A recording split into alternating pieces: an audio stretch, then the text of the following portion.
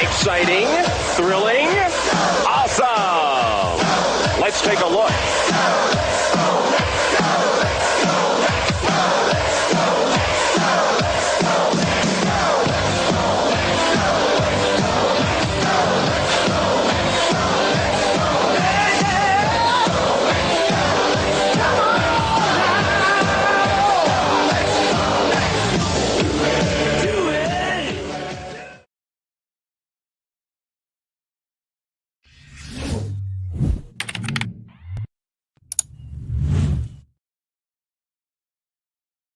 What's up, Mets fans? Welcome back to Talking Mets Hit Rob with another Mets pregame show right here on the channel. Our 47 and 54 Mets still can't get out of their own way, even with a really pretty decent performance yesterday from Jose Quintana. What more can you expect? 6 innings, 3 runs, and most of it wasn't his fault, right? The bad defense, specifically at third base, that really cost him probably 2 runs, and it cost us the game, right? The offense did not show up, unlike it did on Tuesday, where they were hitting the ball all over the yard. And the funny thing is, on Tuesday, they hit less balls harder, yet more balls fell in. Yet they hit 7 balls over 102 miles an hour exit velo, yet they got nothing to show for it except for 1 run. So the New York Mets are still an inconsistent team. They're pitching better than they probably have all season with Kodai Senga and Justin Verlander leading the way. And Jose Quintana in 2 starts has pitched pretty well, considering that he is your 4th starter when you looked at the rotation at the start of the season. So right now, the New York Mets have Verlander and Senga, who are pitching, if not aces, close to ace performances. And then you got Quintana, who is basically the stabilizer that we always talked about with Jose Quintana, that he is a stabilizer in the rotation. He is a guy that, like yesterday, they didn't have his great stuff, had a lot of men on base, but grinds it out and always keeps your team in the ballgame. That's all you can ask for from a 4th or 5th starter. He's done his job over the last 2 starts. Scherzer, on the other hand, we need him to be better. We can't have him giving up leads. We can't have him giving up home run every single time a big moment happens. Scherzer needs to be better. Scherzer is half of what he was in the first half of last year, even half of that. It's a lot better than what he's showing. I mean, right now, I feel confident in Senga, Verlander, and Quintana. That's a hell of a lot more than what we had a month and a half ago when we only can rely on probably Senga. That is a good sign. But the fact of the matter is, you can't have an offense score 9 runs one day. And I think we all can agree that if anybody expected the Mets to hit Rodon yesterday, you haven't been paying attention to Mets baseball in 2023. They're 10-24 against left-handed pitching. And it doesn't matter who the left-hander is. Patrick Corbin shut down this Mets team. All right. The Patrick Corbin that can't get anybody out all season. The Mets are terrible against left-handed pitching. And it's not the fact that they're a left-handed dominant lineup, because they're really not. You know, they got a couple of guys, but everybody else is right-handed, or at least a switch hitter. So I don't know why they can't hit left-handed pitching. It's very odd to me, because even Francisco Lindor turns over to his better side right-handed. Pete Alonso is good against left-handers. Alvarez is 50-50, not really that good against left-handers, which makes no sense to me. You know, besides Brett Beatty and Jeff McNeil and Brandon Nimmo, you got 6 other guys in this lineup that are basically not lefties, depending on if Vogelback won't be in a lineup with a lefty. So I just don't understand the fact that they're so bad against lefties. I'm not saying they have to be, you know, murderers row against lefties, but can you be a little bit damn better? They had a couple of chances yesterday with Rodon when he couldn't get that slider over the plate. All he had was a fastball. He's a 2-pitch pitcher. He has a fastball that he could throw for a 4-seamer. Most of the time it's a 2-seamer, and that slider. He threw probably 4 really good sliders the entire game. They were not really going after his slider until later in the ball game, but he went 5 2/3. I mean, let's not act like, you know, if you listen to Yankee fans, you think Rodon pitched a perfect game yesterday. And I went to the Yankee fans, especially my coworkers, and said, have you paid attention to what the Mets have done all season against left-handers? I don't care. Whoever's watching it right now,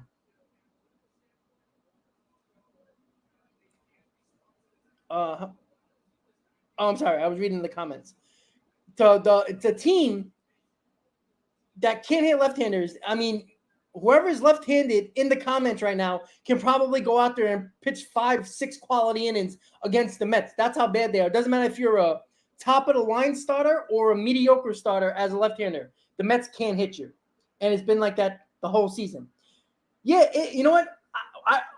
Look, I would have loved to sweep the 2-game series against the Yankees, but we all know how it is with 2-game series. It's very rare that the Mets and Yankees win both games of the series. Like, I was not shocked that there was a split. I wasn't expecting the Mets to hit. I said it on Twitter. If you follow me on Twitter, TMWRNYM, if you want to follow me, 4 or 5 runs will probably win the ball game for the Mets. And I said that, and the Yankees only scored 3 runs, and 2 of them was because Vientos did not know what to do with the ball when he caught the ball. Number one,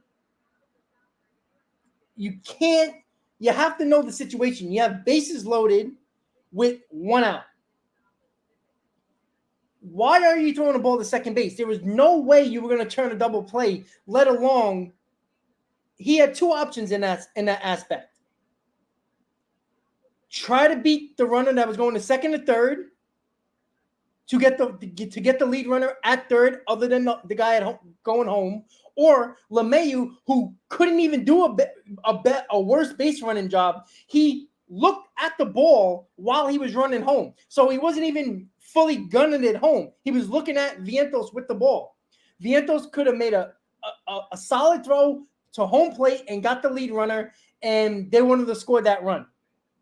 So I just don't understand. And again, where are all the Vientos fans? And I don't want to hear, oh, he doesn't play. He's been terrible defensively no matter where he's been.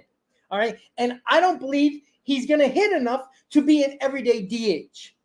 Right? Every time he gets an opportunity, he has terrible at-bats. Yeah, he's hit a little bit better the second time called up, but his at-bats are not good. There is no other swing than an uppercut, launch angle swing hidden for a home run. And then when he doesn't hit a home run, he either strikes out or he hits the ball on the ground. And that is the problem. So I just don't get it. I really don't get it. Ken, please stop talking about my hands. All right, I'm Italian. Deal with it. If you don't want to, don't watch. I don't know what to tell you. I don't know. Look, I don't know. Look, it's not like the Mets roster or the lineup is hidden well enough where you don't understand why these guys are hitting in certain places. This team, this lineup hasn't been good enough to actually say, why is this guy hitting where, right? As long as Vogelback is not hitting leadoff, I don't care about where everybody's hitting in the lineup because nobody's been good enough to say this is where this guy's got to hit, right? He was trying to do something different. Now, I didn't understand the Vientos situation because I think it was the fact that there was a lefty on the mound, so they wanted to get more right-handers at the top of the order to help out, to mix up the first four guys in the lineup, lefty, righty. That's the only thing I could think of.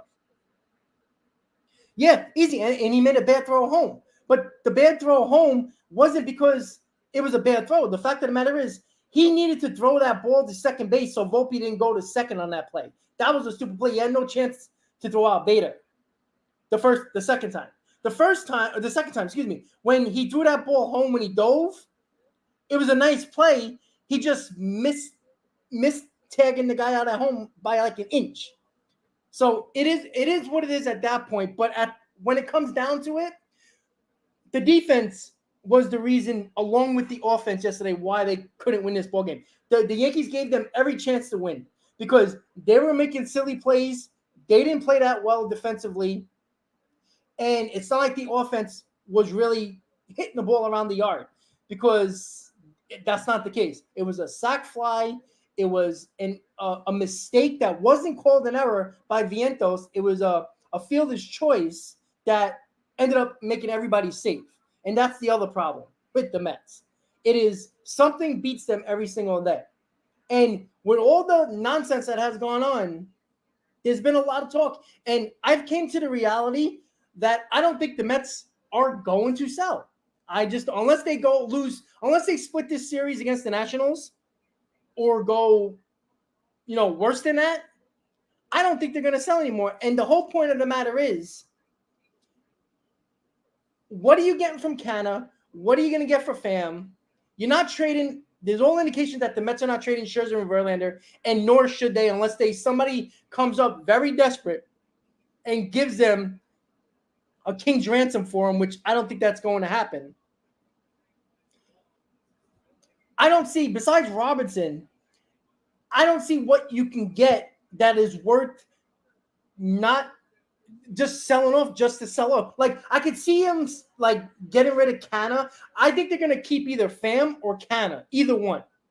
I think they're going to get rid of one of them because you could probably get a mid-level prospect back for one of them. Somewhere probably in the high A, maybe somebody that's maybe in the close to the end of the top 30 prospects you'll probably get because you already see what people are getting for. I mean, Lucas Giolito, I don't think he's very good. He's an all right pitcher, but he is not even a number one. He's not barely a number two. If on a good day, he's probably a number three, and he got 2 top 25 prospects back. So you're going to get something for these guys. So it's just a matter of, well, I mean, I don't think it's a wrong message, Bake, at all. I think it's the fact, Met fans got to be really dumb if you don't believe that if they're selling, if they happen to say, look, I think here, put it this way. If the Mets lose, if they don't win at the very least 3 out of 4 against the Nationals, why wouldn't you sell? Because if you split the series, you're probably going to lose a few games in a wild card. No, it's not the point. The point of the matter is the Mets weren't going to get Giolito because they weren't going to give up any top 25 prospects for him. Listen, give me Giolito over Carrasco or Scherzer for that matter. I mean, that's honest. But the Mets weren't getting him. That's the other problem. If you want to sign him in the offseason, go ahead. But that can't happen right now. I'm talking about right now. I don't care about next year yet. Next year is irrelevant until the Mets are mathematically out of this or they sell at the deadline because they have a bad series against the Nationals. A bad series is a split. 3 out of 4 is, all right, maybe they can be now. They can go three, win 3 out of 4, and gain a game or 2 in the wild card. And look, the Angels, who are 4 games out of a wild card spot, I know that's a couple of games less than the Mets. I truly believe the Angels are going to have a harder time passing better teams than the Mets do with worse teams in front of them, right? Everybody still believes the Cubs are selling Bellinger and Stroman for the most part. So no matter, I think the Cubs won 6 in a row. I don't think they're going to buy. I don't think their front office is going to go buy because there is no indication that they are. So I don't know. I really don't know. It's really odd because 3 days ago you heard that there's a possibility that Verlander could be on the block. There's the Mets are going to be sellers, and all of a sudden, a day or 2 ago, all of a sudden the Mets don't look like they're going to be sellers, and now they're up in the air again. Yeah, the Angels have but here's the problem. This is why I get mad at fans. People would rather, and again, a team like the Angels, who hasn't made the playoffs with Ohtani and Trout yet, and only made the playoffs once with Trout. Why are people mad that they're trying to go for it? I just don't understand that. Like, if you're a fan and you're mad that a team's trying to go for it when there's probably a 90% chance that he does not re-sign with the Angels, yeah, you probably could have get a decent amount for Ohtani, but let's not act like they're gonna get a crazy amount for a 2-month rental, because they're probably not, and that's what they probably weighed. They took calls and realized it's not worth trading them, because what are you gonna get? 2 top prospects at best, and maybe a few mid-level prospects that probably, if you get 4 prospects, one of them might really turn out to help you. That won't be even close to Ohtani. I'd rather them go for it. And I have no problem with them doing that, and they're already making moves. With the Mets situation, I honestly, I can go either way. If they sell, thinking that, all right, you know what, it's not our year. It is what it is. Let's see what we can get now and worry about the offseason. If they do that, that's fine. I'm not going to get crazy. I'm not going to be mad about it, because they don't. I can see why the organization thinks that. But if the organization says, you know what, maybe if we get a bullpen arm or 2, we hope these guys play to the back of their baseball cards. Alonso looking like he's been batting better over the last 6-7 games, right? He was batting nearly 500 over the last 4 or 5 games, right? And again, when Alonso is hitting, everybody starts doing a little bit better around them, because Lindor is going to see a lot better pitches to hit because Alonso is hitting. McNeil is looking like he's playing a little bit better. Nimmo looking like he's playing a little bit better. You would like less strikeouts for Nimmo, but Nimmo's how can I kill Nimmo? Even though he's, the strikeouts, I'd love to hit. Look, I'd rather have Nimmo hit a little less home runs and less strikeouts and get on base more. But how can I kill Nimmo? He's been one of our best all-around guys all season, so it's hard to kill him. So, you see what happens when Alonso pitchers don't want to pitch to Alonso. Other guys are getting better pitches to hit. So we'll see. It really, we'll see. And again, if any Mets fan is mad that they're going to either be mediocre small buyers, like maybe get a bullpen arm or 2 to see if they can solidify this bullpen, or sell a couple of guys but don't go all out sellers, they're not going to stand pat. They're either going to trade a Canner or Pham, because you got to keep one of them. I think you have to keep one of them, even if they do decide after the deadline to bring up Mauricio and put him in left field, which all indications are he might be playing left field a lot more if he comes up, because he's a disaster at second base. Third base isn't that much better. Left field, he's shown a little bit of sign of playing a little bit better, right? You can't have butchers. You see what happens when Vientos goes out there. You can't have a guy being a defensive liability, a big-time defensive liability. Vientos cost us the game yesterday, along with the offense. Who knows what would have happened if Vientos makes those 2 plays, and that could have changed the ballgame, because both of those runs came on Vientos' bad plays, and the game would have been 1-1 at that point, and the Yankees weren't scoring much after that. So who knows if the Mets could have came around. But it is what it is at this point. The fact of the matter is, make sure you don't get emotionally stuck on one position, because if you are a fan that thinks they should be bullpen buyers, don't be shocked if they become minimal sellers. And still keep Robertson, which isn't necessarily the worst thing in the world. Like I said, if a team comes to you and is really desperate, what the Mets are going to do, and I truly believe this, they're going to wait until August 1st to press that button to trade Robertson. Because you know why? There's going to be one team that misses out on other relievers and other closers, and there's going to be a desperate team, just like the Mets were in 2015 when nobody else was left except for Cespedes, and Alderson had no choice but to give their number one pitching prospect. All you need is that one team that missed out on everybody and needs that big bullpen arm and comes in and says, we'll give you a top 5 prospect. Pick one, and we'll give you another top 25 prospect. If they do that, then you might really have to think about it, because it's hard to pass up a top 5 pitching prospect in a system, because almost every team has one except for the Mets. So if somebody comes like that, that's what they're going to do. If Epler's, like I said, I don't have no trust in Epler, but let's see what Epler's going to do. All right. We only seen him buy what he was allowed to buy with the prospects he was willing to give up last year in Vogelback and Ruff and Naquin and Givens, right? We found out later after the season that nobody wanted Vientos when he was on the trade block, and now you can see why.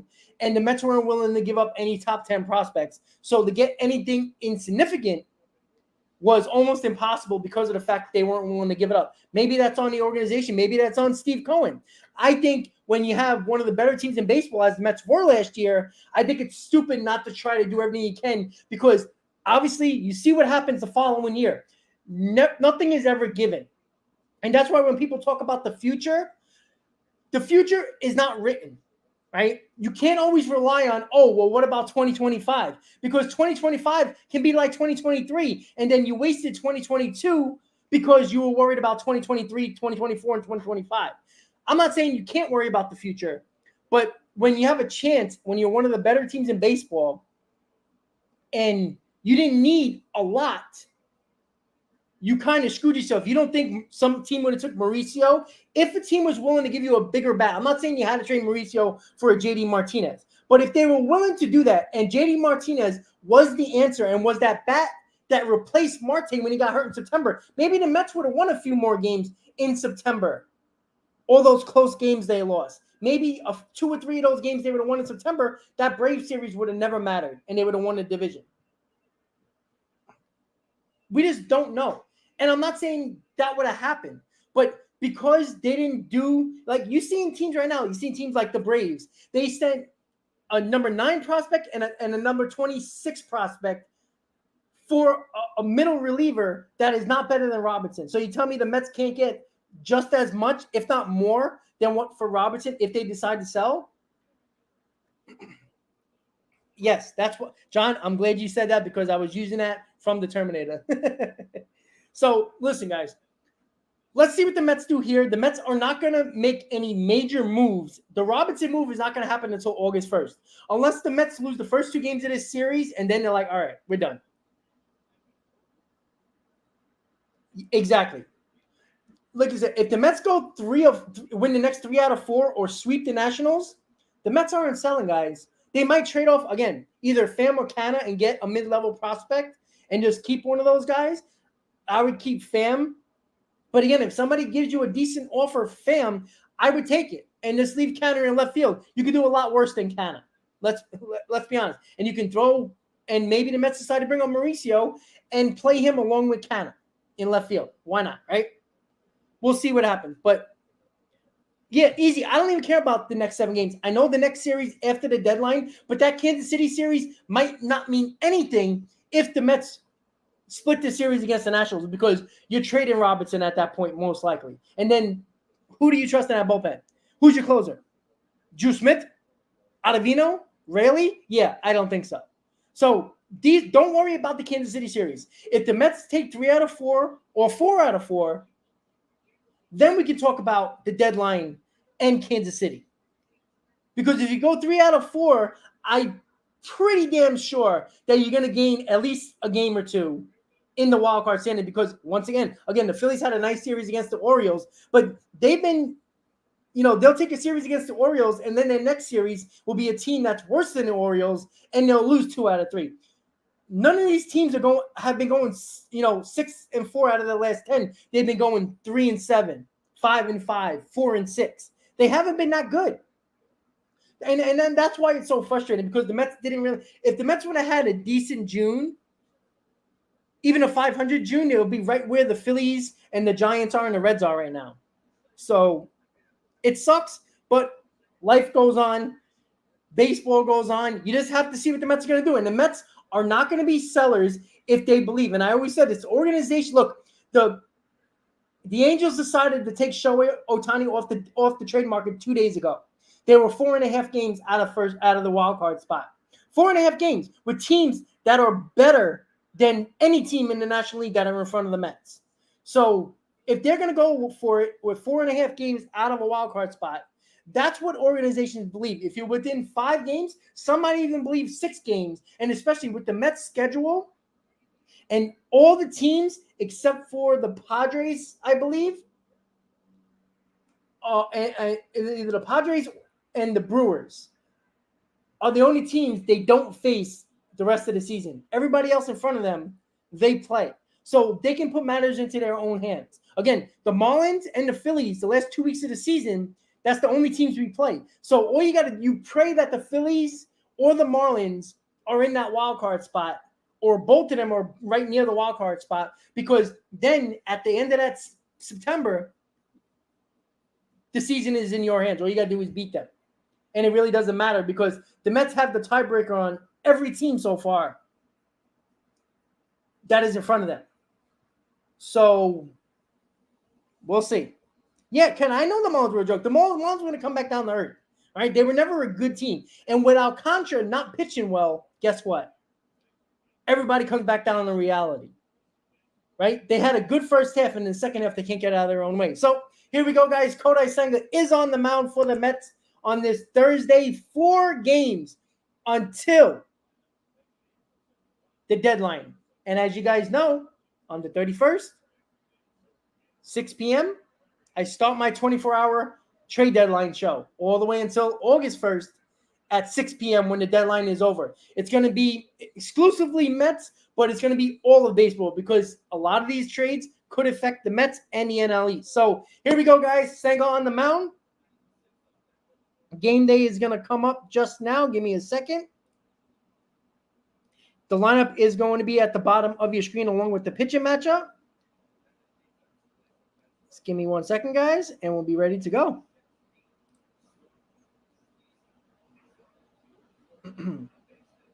All right, there we go, guys. Let me just fix game day for you guys so you get the view. All right, guys, so here we go. Mets, Nationals, game 102 of the season. After today, 60 games left. So here's the volume. Let me know in the comments, guys, if you can hear the play-by-play. His first career complete game this afternoon, in the first game of a doubleheader in Detroit, a 1-hit shutout. And in the nightcap, he's hit 2 home runs. Allowed 1 hit and got 2 home runs in the second game. And that's now final. Last pitcher to throw a shutout, hit 2 home runs in the same day, Sonny Siebert in 1971, same year that Rick Wise did it in his no-hitter. First pitch to C.J. Abrams is low inside for ball 1, and we're underway. Got my scorebook today. Abrams went from a 604 OPS last year to this year's 728, and he has been moving up with a bullet. 355 average in 15 games since being elevated to the leadoff spot. Senga a little wild. Nationals team that does not draw many walks. In fact, they're last in the league in walks. They don't strike out much. They put the ball in play. Highest contact rate of any team in the National League. And Abrams makes contact. It's a shallow center. Nebo comes in to get it. And that's the first out. That is 1 out. Let's see the offense. Ken, yeah. But you know what? I still believe he's actually hurt. You know, he has these migraines, and we also know how bad that groin injury is. Actually, they finally said it. 15 and 12 since June 24th. They've been a solid ball club and getting better. And they've had a great week. They've won 5 of their last 6, scored 38 runs in those 6 games. There's Lane Thomas. Yeah, John. Mostly Mets, and the reason why I'm doing mostly Mets, and of course the other, because there could be big moves that could affect the Mets, right? If the Cubs sell, the Cubs are in front of the Mets. If they're going to sell, they're obviously going to be worse after they trade Bellinger and Stroman, right? All right, there we go. Just quick 2 outs.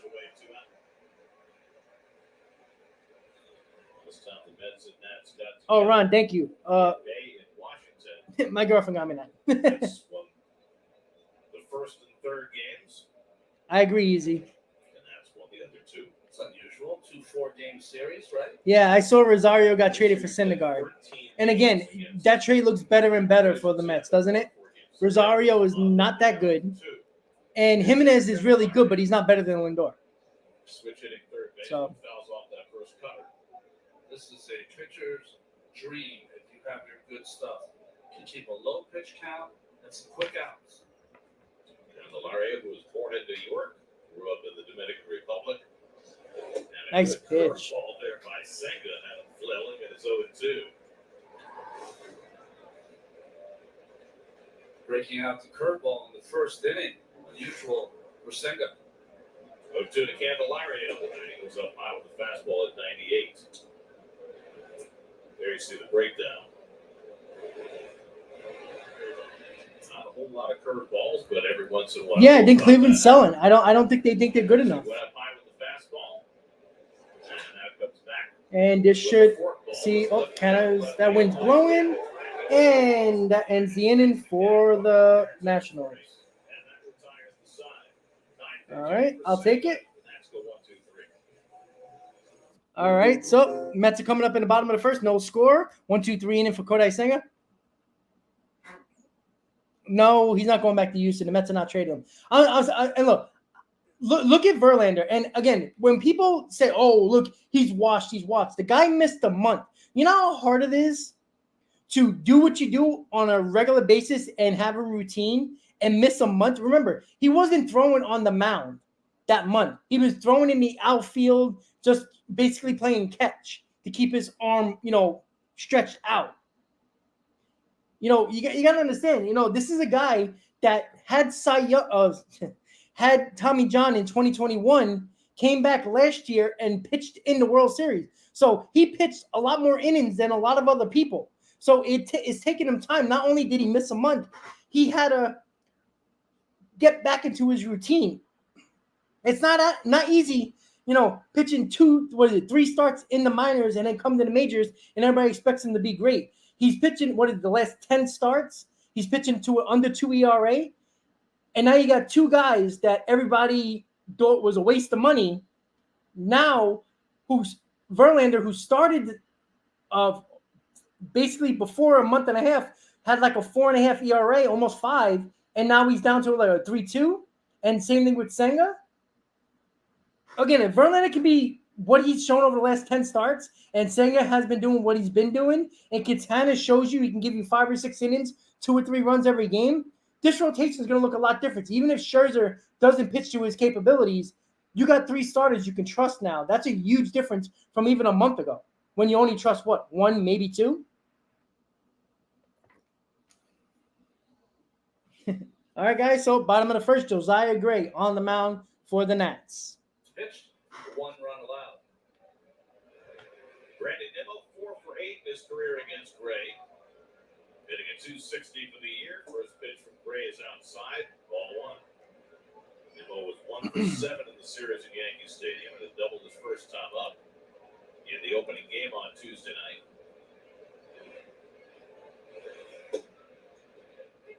Same pitch. The umpire called 1 ball and 1 strike. New to us anyway. Emil Jimenez calling balls and strikes. Our first look at him. Umpires are in such good shape. Yes. Ray gets called on the corner there, and it's 1-2. There's your crew. Adam Hammery at first, Nick Marley at second, and Vic Carapazza. Very young crew chief working at third. 1-2 coming. And Cutter sits a little bit high. 2 balls, 2 strikes. That Cutter's a new pitch for Gray.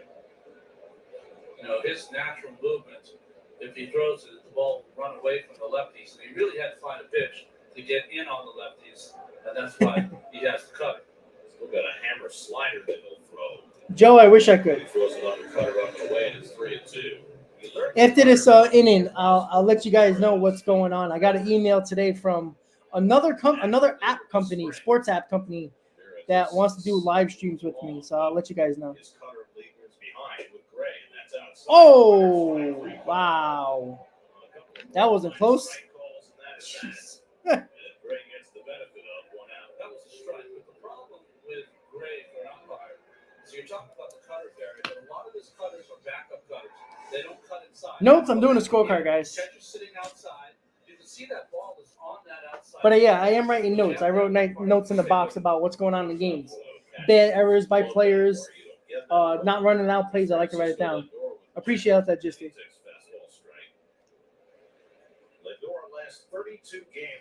Yeah, that's what they were talking about in the pregame about Lane Thomas and Candelario. Two guys that can help teams for sure.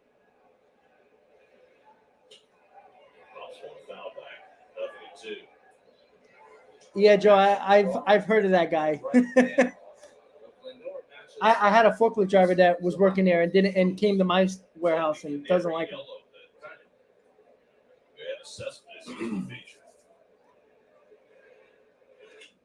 And that's a pop up. Might be an out. Should be an out. Yep. Well, the defense for the Nationals is presented to you by Defender. And you can see the infield. Bryce Lindor is having an odd year, right? He's going to probably get 30 home runs, probably have 100 RBIs. The average sucks. In the first, for like the first 75, 80 games, he was the best guy with runners in scoring position, extra base hits, and over the last 40 games, hasn't really been that good. It's hard to have any confidence in him right now, especially left-handed.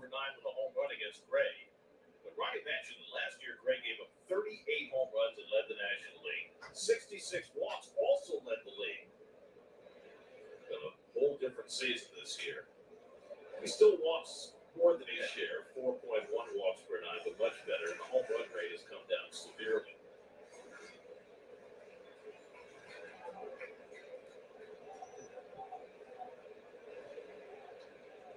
Oh, two to McNeil. Alonso would be next.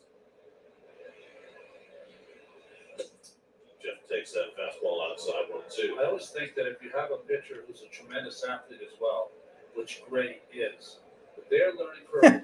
He said that, Joe? And I think that's what's happening for Gray. Kind of like a young Ron Darling.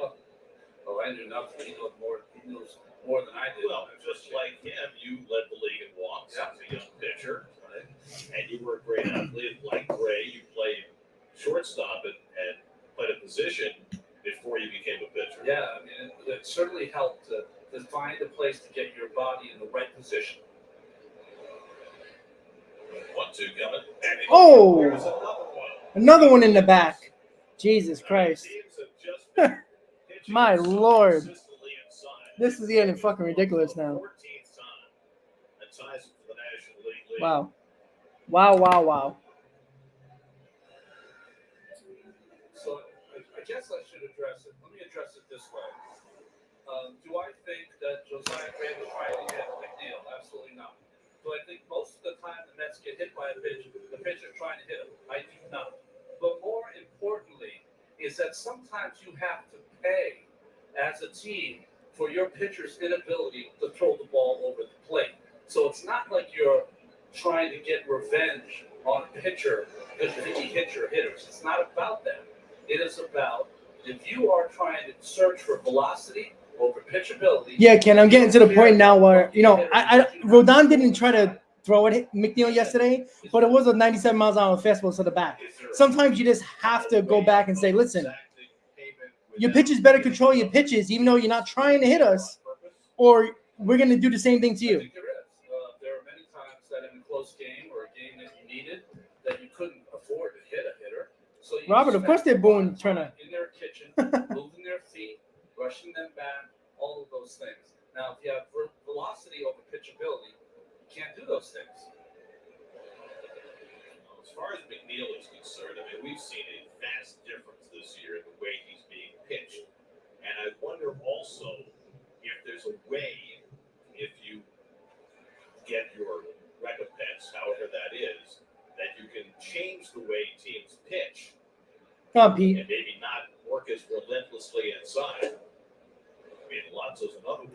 It can, sometimes, like yesterday, you see, it was a tight game, so it's hard to just hit somebody because, look, the Mets need that game yesterday, and I felt like if you start throwing at people and putting people on base, the Mets are not good enough to throw people on base and say, okay, we'll get these guys out anyway. It's a dangerous game. That should end the inning. All right, so the Mets don't score in the bottom of the first. Just give me a second, guys. I'm going to just roll up my scorecard.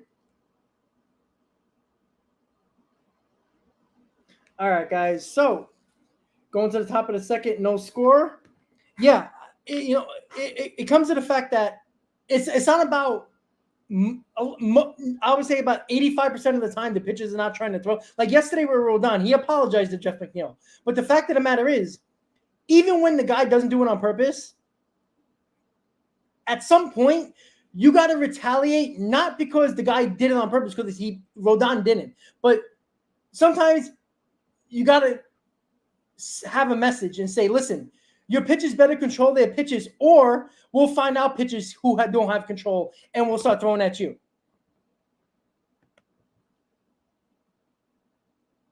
Yeah, Alonso's frustrated this year with the average mostly. He's coming around a little bit, and he's putting better at bats together. Like he's not so off balance like he was probably since May, but. I mean, you got to be better. Again, this offense is not going anywhere if Pete Alonso doesn't start raking the ball all over the place. It's not going to happen. Nobody else is going to carry the team like Pete Alonso. Pete Alonso, like he did against the game against the Yankees, the first game, he takes over a game, right? That's what he can do with his power. Not a lot of guys can do that.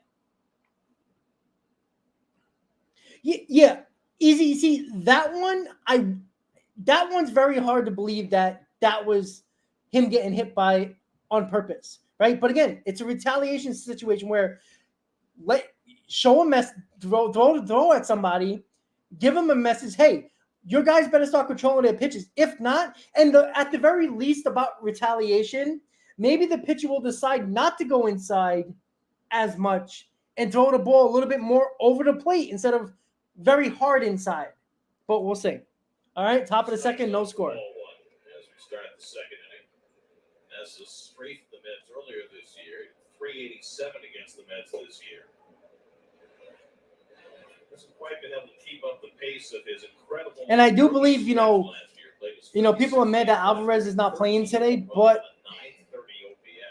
we don't know if his hand's bothering him today. So he's had a solid year, certainly. 53 RBI, but you look at what he did last Joe, year. no. I mean, it was so out of nowhere. He was a 30-year-old non-prospect who finally got a chance in the big leagues and took full advantage of it. It really is one of the great stories in the last calendar year.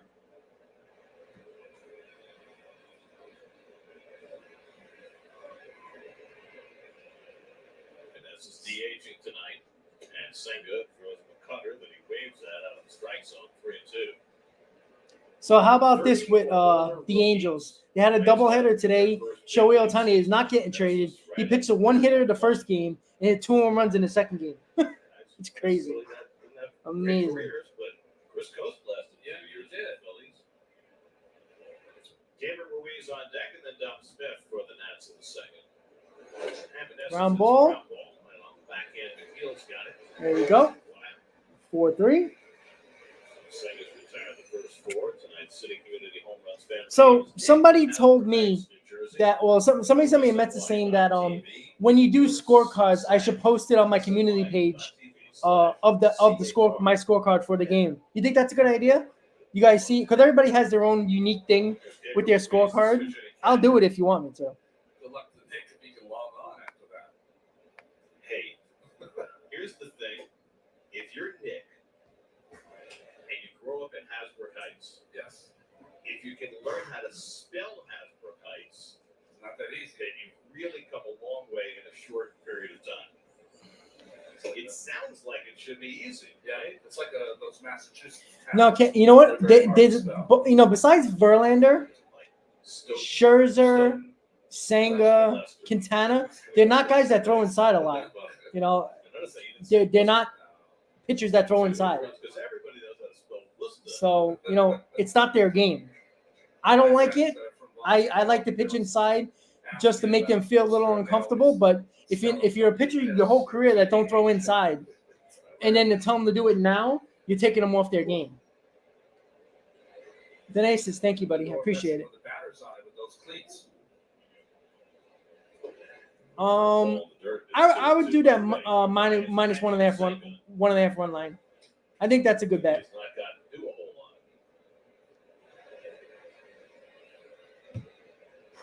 Good looking, I'll tell you that. Oh, of course they are, Bryce. Another team in front of the Mets that are probably selling. And that's another reason why. If the Padres and Cubs sell, there's no reason why the Mets can't just easily pass them. So that's two teams that you can pass over the next 5, 6, 7 days. This fastball first. He hasn't done it so far. Just see, I'd love that. I tell you that right now. Nice play by Pete. And flips it to Senga 2 outs. 1-3, 3-1, excuse me. Prefer that he just take that ball to the bag himself. If the Mets go 9-1, I will guarantee it that they would be one of the 3 teams near the wild card. And they go 9-1. The way these teams are playing in front of them, I guarantee you they won't be they'll be no less than 3 games out of a wild card spot. Save your diet a couple of steps. Now Dom Smith, 2 out of nobody on. Good old Dom Smith. He's had a decent year with bat average-wise, but the home runs continue to elude him. Just 5 home runs and 352 at-bats. Yeah, 349 slug for a first baseman.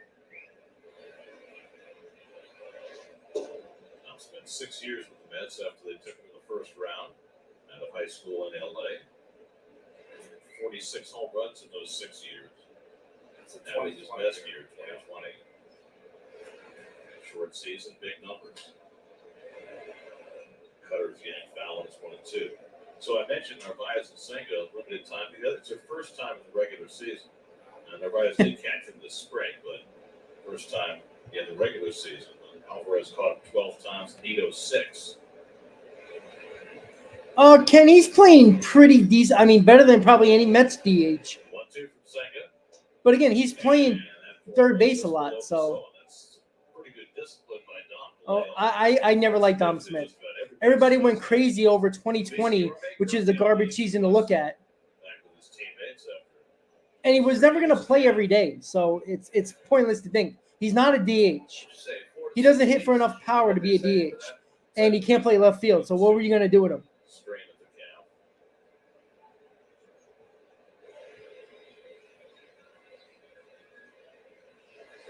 Ground ball, foul. Fourth ball and grounds and foul.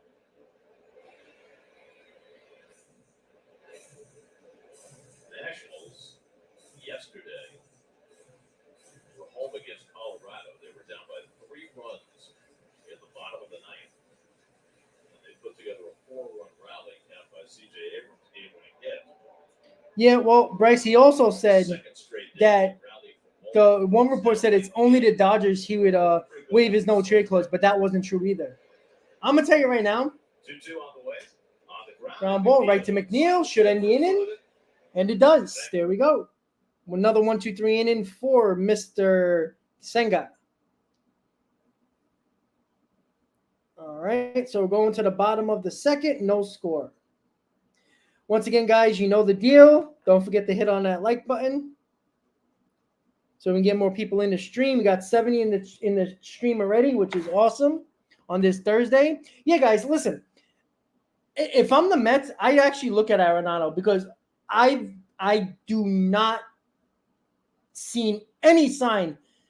I'm not impressed by Brett Beatty. I'm not.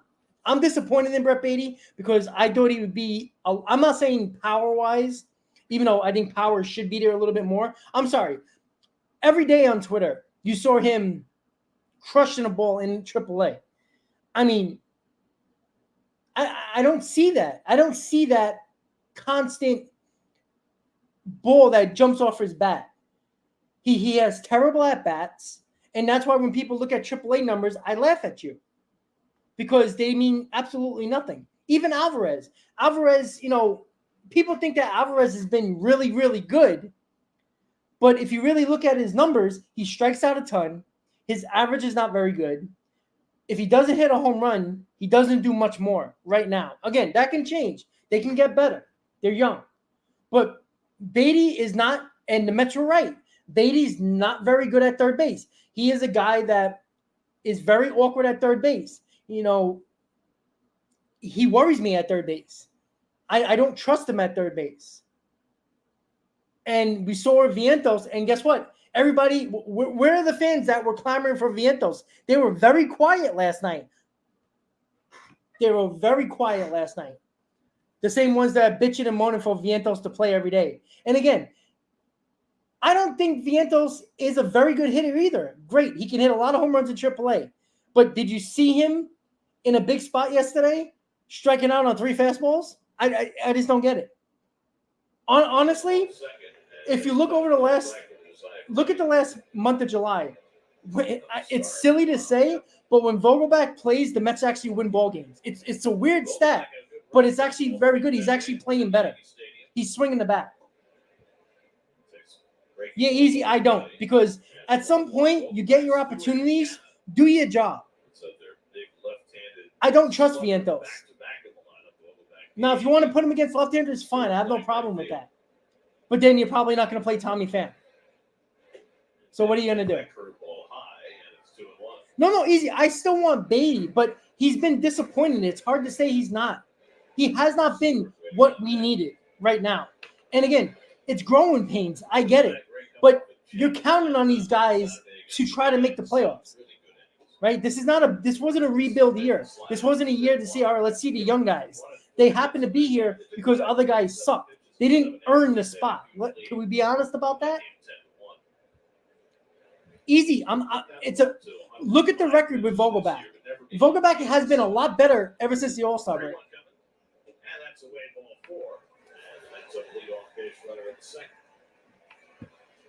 Good walk by Vogelbach.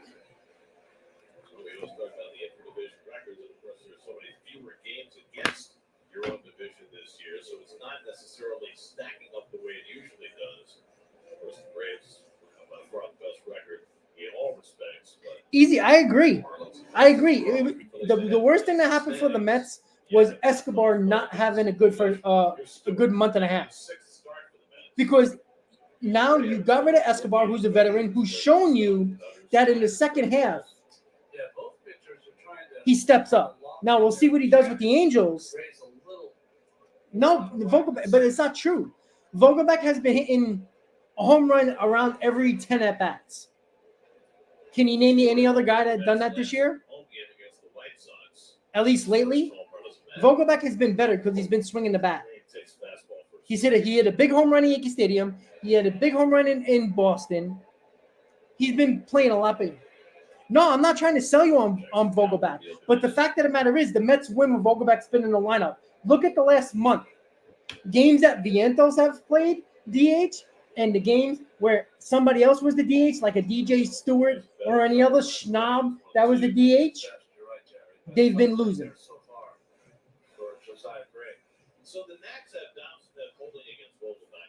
No, I'm not. It's the fact of the matter is he's been better than anybody you've put at DH over the last month. Yeah, the guys, but again, Bryce, who do we have? Marte's out. Unfortunately, look, Stewart is a fringe major leaguer at best.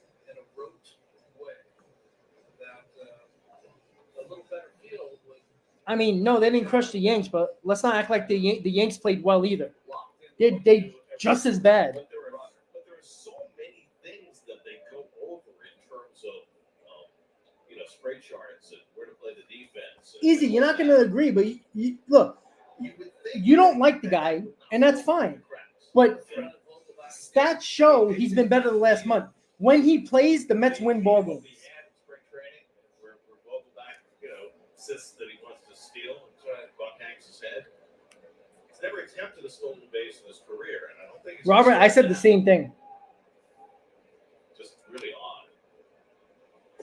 I would try to get Arenado. 2 balls, 2 strikes. Well, the game can't end 0-0. Maybe I'll ask Buck one day. I've always wondered if there's first base. Yeah, Bryce, and that's what I'm saying. The Mets needed one big hit yesterday. They didn't get it. As opposed to a backward runner. You know what I'm saying? Because they feel obstructed. Yeah.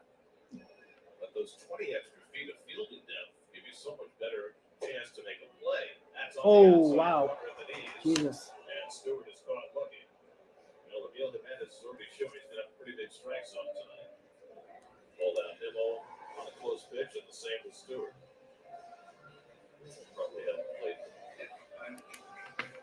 Yeah, he's getting older, but he's not really showing signs of I stopping. think that's a strike, but you know. No, Joe, I'm not saying trade Beatty, but you can also put Beatty in left field. I think he'd be better in left field.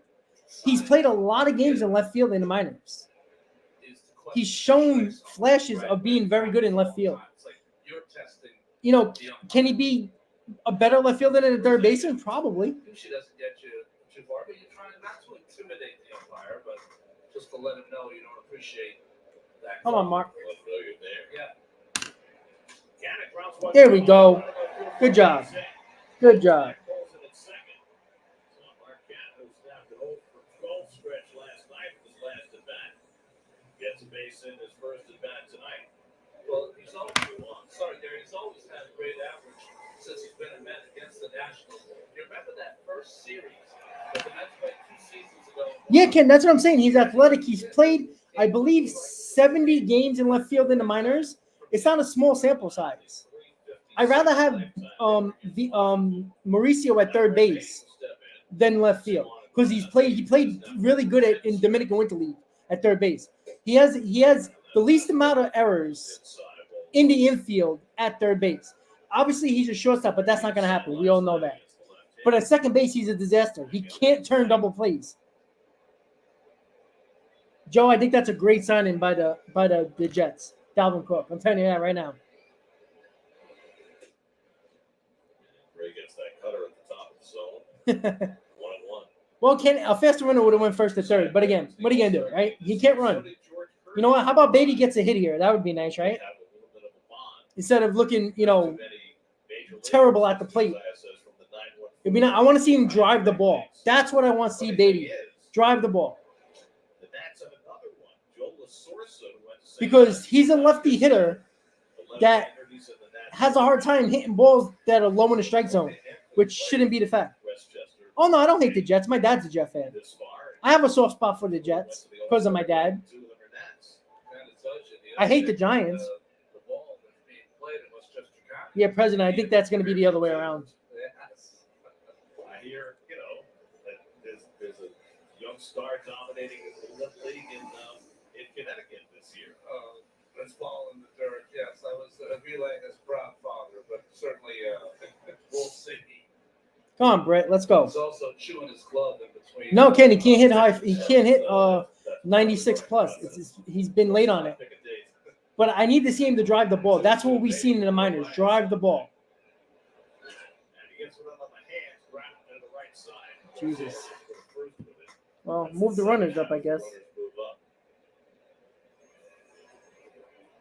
Really good cutter by Gray, jamming Beatty. All right, let's see what Navarro's got.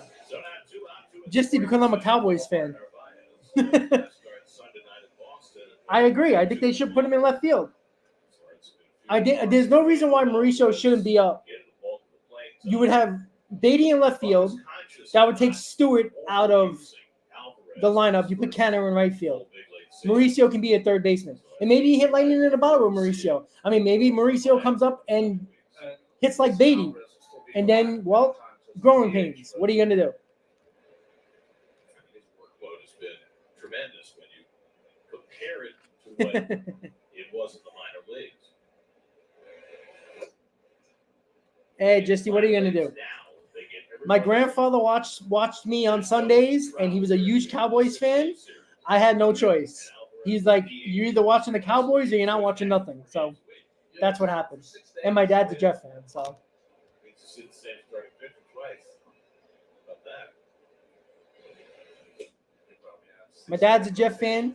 My mother was a Chicago Bears fan, and the rest of my family a Giant fan. So I don't know. Kind of weird because you're trying to prepare players for what they're going to face in the big leagues. Go on, Omar. Let's go. When they get to the big leagues, and the workload is vastly. Base just to score 2. Yeah.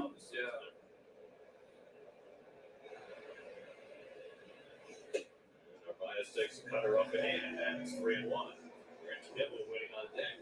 Well, Mike, I was young, Trying to picture. and the Cowboys were really good in the '90s. So, you know, I saw the Aikmans, the Smiths, the Irvins, the Sanders. Well, now it's Worcester. The Woosons. Ken, Romo might be better than freaking Prescott. Third, Canada second, and that's All right, another walk. Bases loaded with Nimmo up. Second of the inning for Gray, and that'll bring Demo to base up with the bases loaded. Come on, Brandon. Read the numbers when he came up for his first at bat. He's now 4 for 9 off Josiah Gray. Nimmo is usually very aggressive with runners on base and has shown big power this year. Come on, Brandon. Bases loaded, 2 down. Gray stepping off, that counts as disengagement. Doesn't matter that much with the bases loaded. And Nimmo takes out. Got to be patient here. Gray can't find the strike zone.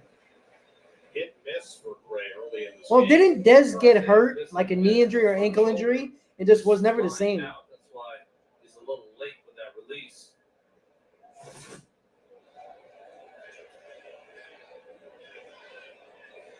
Nimmo skies one to left. Ah. Back toward the corner goes Dickerson. Ah. God damn it. Leave 3 men left on. Mets do not score in the bottom of the 7th. Going to the top of the 3rd. Lord. No runs. 1 hit. No errors. 3 left on. It's been a trend, guys. It's been a trend. Lord. All right. Yeah, Ken, I think that's the case. I think the fact, you got to remember, he got hit on Tuesday, played yesterday. The swelling probably didn't even start much yet. It probably swelled up a little bit. Give the kid a break. It's not the end of the world. All right, you don't want to break the kid's hand either.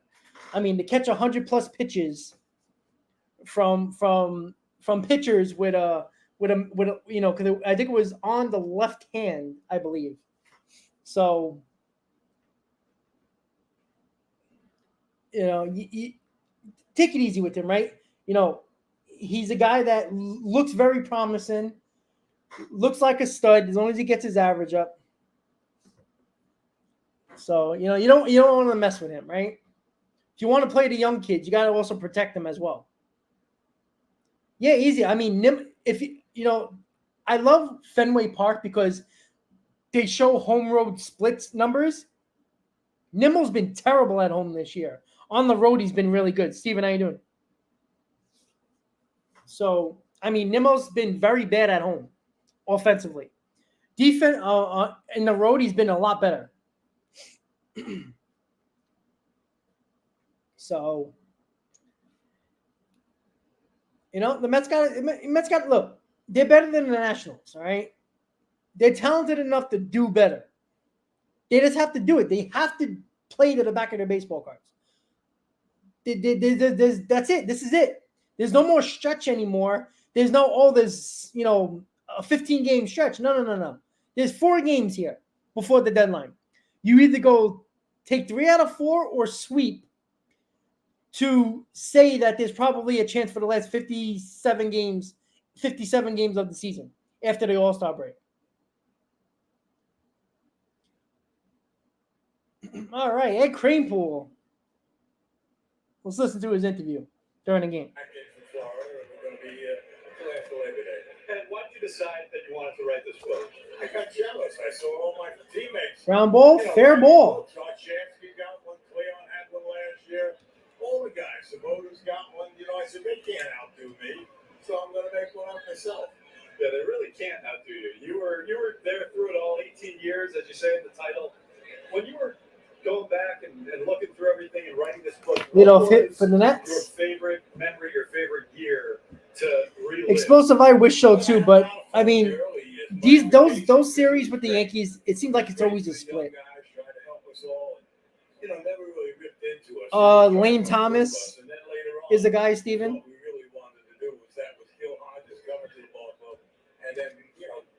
Lane Thomas is a guy I would think the Yankees would look at. Got a little bit of control left. Got a decent bat. Good fielder. I mentioned Gil Hodges. I know you and your teammates were so adamant about getting him into the Hall of Fame. What did that mean to all of you guys when he finally did get in? Well, he deserved it because he was a great offensive player with the Dodgers. Played a lot of years over there. Came him out as the Mets. We won the pennant in 7 years. That's not a whole lot of time. To win a pennant, and we would have won more pennants, including 73, which we're celebrating this year because when you lose in 7 games, when you had Seaver and Kuzman and the pitching staff we had, we should have won that game. Now, I talked to you earlier this year. Ken, that's the way the bets are. Basically, they got to hit 2 home runs to win that bet. That's why 1.5 is kind of a thing. If they hit 1, you don't win. Joseph, it's too hard to figure out yet. Nice pitch. And the ball game didn't pay anything. We didn't have to win that.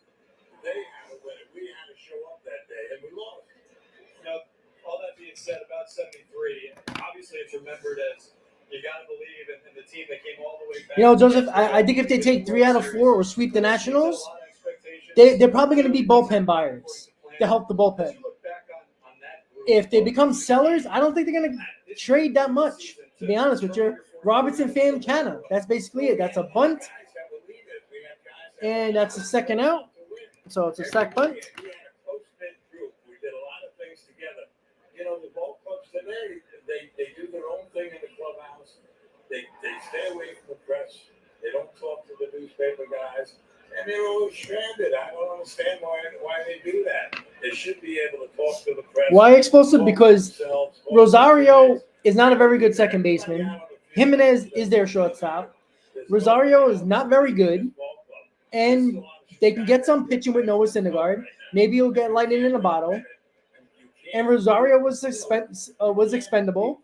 And the Dodgers needed the shortstop. That way, you got to be a team. You got to have everybody together, pulling for each other. And you got to know how to play the game. What position you're in. Where to throw the ball. How to make plays. There's no reason for that. The great Ed Cranepool. Ed, congratulations on the book. Good luck with everything. He's going to be doing a book signing in the Jackie Robinson Rotunda on August 7th, I believe it is. All right, so you can go out. Ed Cranepool's book, The Last Miracle. It's the last miracle, guys. I think I'm going to buy that book. I love those books. It was great to see him. Really just Yeah, Steven, but again, the fibrous connection back it's okay. He's good against lefties, so he plays what? Every time you say that he started Twice a week? as a 7th, So he sucks against everybody else. shocks me. he was up and down. Yeah, Robert, I don't think he cares because he's getting paid to not do nothing. And in 64, he was in the minor leagues in Buffalo. And Come on, played you can't walk doubleheader Abrams for here, and he does. And got called up the next day to ball for to Abrams. And the May 31st, the Mets played a doubleheader against the Giants, and the second game went 23 innings. And then he played the entire game. Wow. But he was only 19. Didn't run out of gas. James Monroe. And Art Fleming for our older fans, original host of Jeopardy. A lot of muscle and a lot of brain. You know, right? I made Ed Cranepool out of signing. First time up.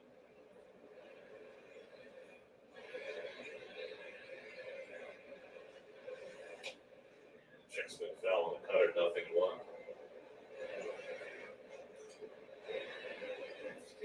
Yeah, I mean, explosive. He wasn't a number 1 overall prospect in baseball.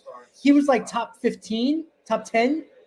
But again, he never panned out. He wasn't as good as expected. 65, but he was still only 20. Well, got the call there. Lance Robinson, so it's odd play in the inning. Alex Hall sacrificing. I don't know if he was trying to bunt for a hit, But for him, but he was kind of squared around. well, the ball was in, so it kind of surprised him. Probably wanted to take the bat away. Didn't get credit for a sacrifice. Kim, would you be shocked? 0-2 to Thomas. Nice pitch. Ends the inning. Nice strikeout by Sanger with 2 men on. And the Nats don't score in the top of the third. Alrighty. Let me just finish up my scorecard, and we'll get to the third inning, bottom of the third. 1 hit, no errors, 2 left on. All right, guys. So, Mets are coming up in the bottom of the third. You got 2, 3, 4. Lindor, McNeil, Alonso coming up. Jesse, it sounds like the 7 line.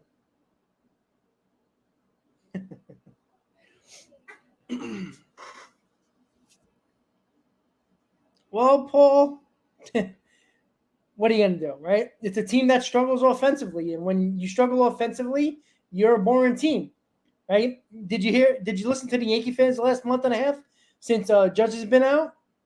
They're a boring team, right? They're 6 games under 500 without Judge, right? Oh, Robert, I appreciate that, buddy. Yeah, it's going to be sporadic. I'm still talking to the guys to see if I'm going to do it more often. They're working on the new platform that you watched it on. There's a couple of kinks that they had. Like the video was showing a mirror image of it. So they're working on that. But, yeah, I might be doing that, obviously, with the channel. But I also, speaking of that, I don't know if everybody knows Pro Sports Fanatics app. There, it's let me just give you the right information. They do show, live shows about certain teams, primetime coverage, midweek shows. They do live game day shows, like the Manning Cast during football season.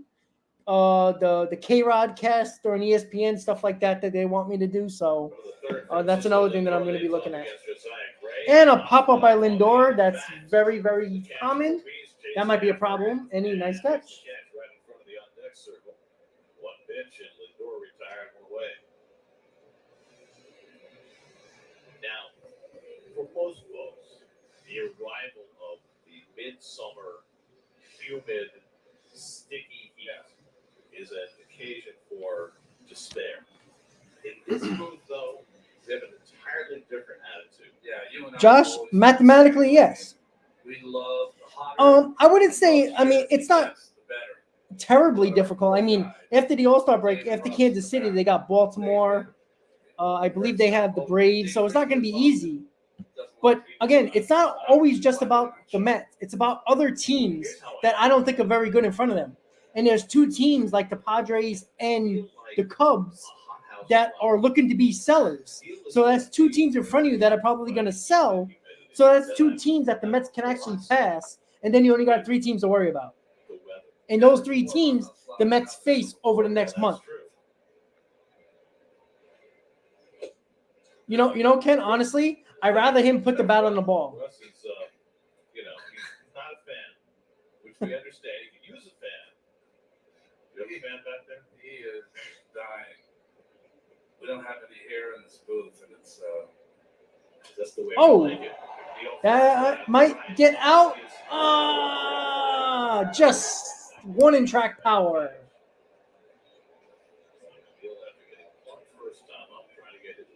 Just got under it. That was a home run in Yankee Stadium, though. No, right wing. I think the Padres are going to sell Hader and look for Soto to get traded. And also paying attention like that to take a hit away from Torres as well. The theme of the booth today was people coming in here and talking about how hot they were. Right, and you and I said, Come on, Pete. this is great. What you talking about? Here's Alonso, popped up his first time up. Each team with only 1 hitter early on in this game. And Pete swings through the fastball from Gray. It was right there, 0-1. Reverend, they're going to sell. The Cubs are going to sell. Fans are. I know they're playing better, effective. They are. but they can get Looks good. the way the Cubs have been Fans now that you can attach making the Cubs got Bellinger, who was hitting 350 against lefties, having a really good year. And they got one of the pitchers that are going to be well targeted in Stroman. They're going to get a ton back for both of those guys. The one that has, I think, water in it, and not only does it fan you, but Yeah, it's a muggy, sticky night at Citi Field, and it's hot. The concept of the air conditioner blowing air over cold water. 0-2 to Alonso. The curveball. Alonso hits one. That might be gone. Oh, just missed. 2 1-in-track shots that just missed going over the fence. Well, that muggy, sticky, heavy air right now, because when it's muggy and sticky and very hot like it is today, in the high 90s, the ball is not carrying. That's for sure. So, Mets do not score, but 2 balls that probably would have been out on another day did not go out today. So, going to the top of the 4th, no score. Better at bats by McNeil and Alonso, but nothing to show for it. Yeah, Ken, I thought he crushed that ball, actually. I thought that was an easy home run. But, again, when it's hot and sticky, and guys, if you've been to Citi Field, when it's hot and sticky, and there's always wind at Citi Field, when it's hot, sticky, and as hot as it is, it's a very thick air at Citi Field. And then you get the little bit of wind that swirls, you got to kill it. You got to crush the ball on a day like that, unfortunately. And he crushed that ball. The ball he might have got jammed a little bit, but that ball is out any other day. And you know what? That's 2 balls that are out of Yankee Stadium yesterday. Yeah, that humid air, man, it's very thick. And you know what? It kills the ball.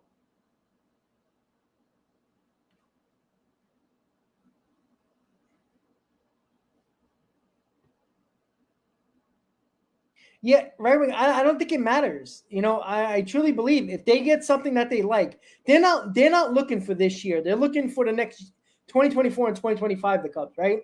They got 5 prospects in their top 10 that are going to be up over the next year or two, that are guys that are going to cover those spots in Stroman and Bellinger. So that's what they're looking at. Ken, you're funny.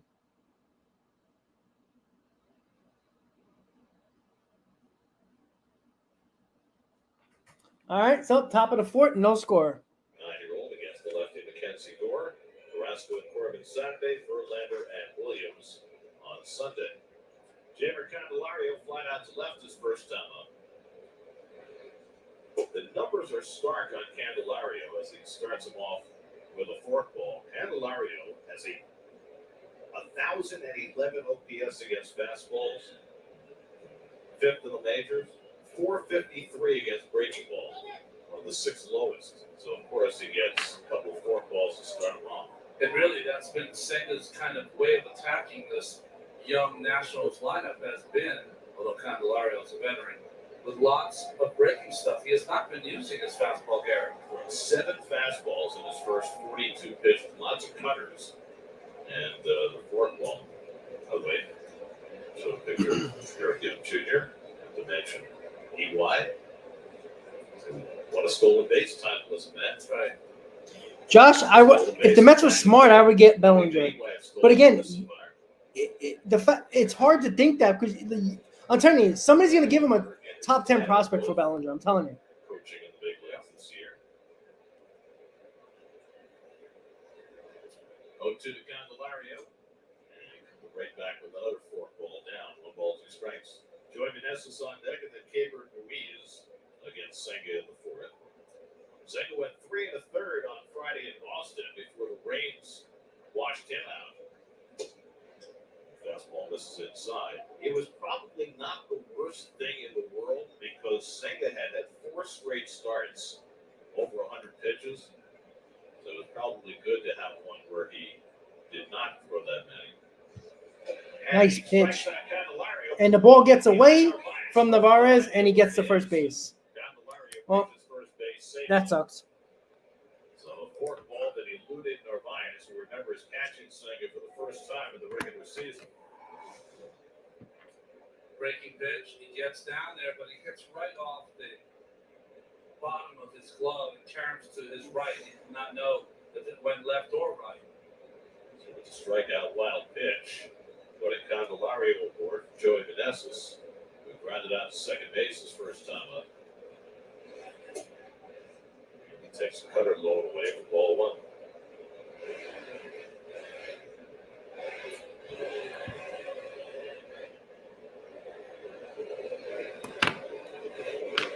Joe, I am.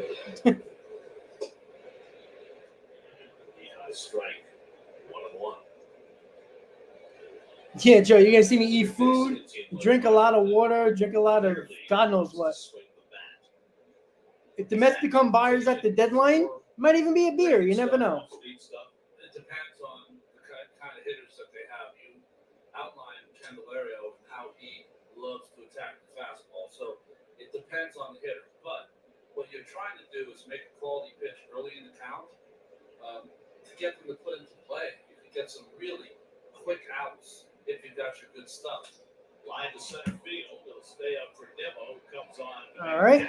One out.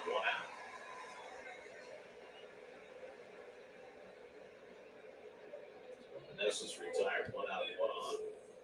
I think what you can think about. Joe, I don't think so, but who knows? You know, I'm gonna have people on throughout the day, throughout the 24-hour show. You know, Hayden, Chris, Nelson, probably other people as well. So be content on the outs that you get, come in whatever variety they come.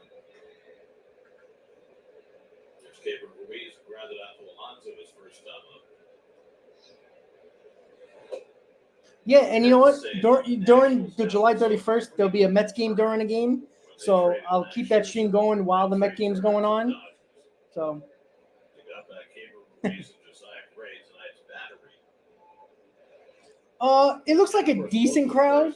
I wouldn't say it's a big crowd. You know, the Nats are hoping. You know, yeah, I mean, it's a hot day, so, I mean, it's probably very uncomfortable. But I would say they'll be definitely under 30,000. The deal of Soto to the Padres are those two deals were made to build up this franchise again. From the Padres, they got C.J. Abrams, they got Mackenzie Gore. Not very many times you make a trade, even with a great player like Soto, and you get your starting shortstop and one of your best pitchers in the starting rotation back as young players. Mike Rizzo knows what he's doing. Here's Goldstrike, the cutter, and it's 2-2. We're hearing that with the Padres, very much a similar situation to the Mets, as far as the standards are concerned, are considering moving Soto again. That would be an interesting bargain.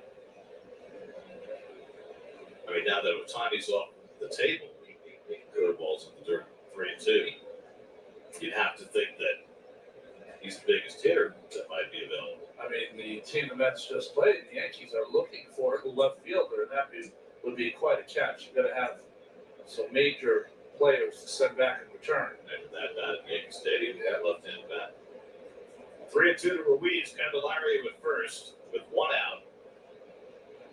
And the second will check on him. And Candelario that was close. Standing and nearly got nabbed.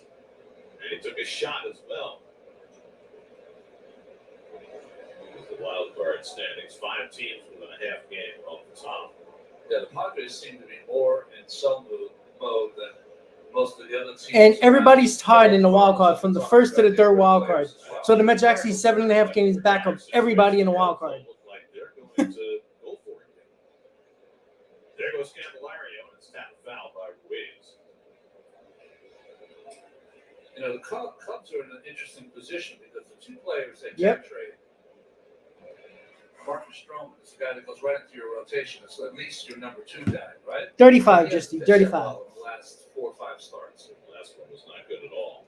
And then Cody Bellinger could play 2 positions for you. At Gold Glove caliber, center fielder, first base. Yeah, exactly. What he's done over the last 2 months, get out to Uh-oh, that might be gone. Nope, staying in park. The ball is not carrying today at all. Do you believe in what you've seen from Bellinger? That he's back to his MVP form, and do you try to re-sign him instead of trading him? You know, in his MVP year, is Joe, probably not. Or OPS, sorry, was was over what, right? 1.1 something. He's back there in July. Tom Smith, who grounded out his first time up. Candelario reached first base on a strikeout wild pitch. He's still there with 2 out. And the first pitch, slider swung and missed. 0-1. These are the games that when you're working hard in between starts, the payback comes for a starting pitcher. Hot day, humid day. When we talked about it in Boston, this is not something Sanger was very accustomed to dealing with weather issues.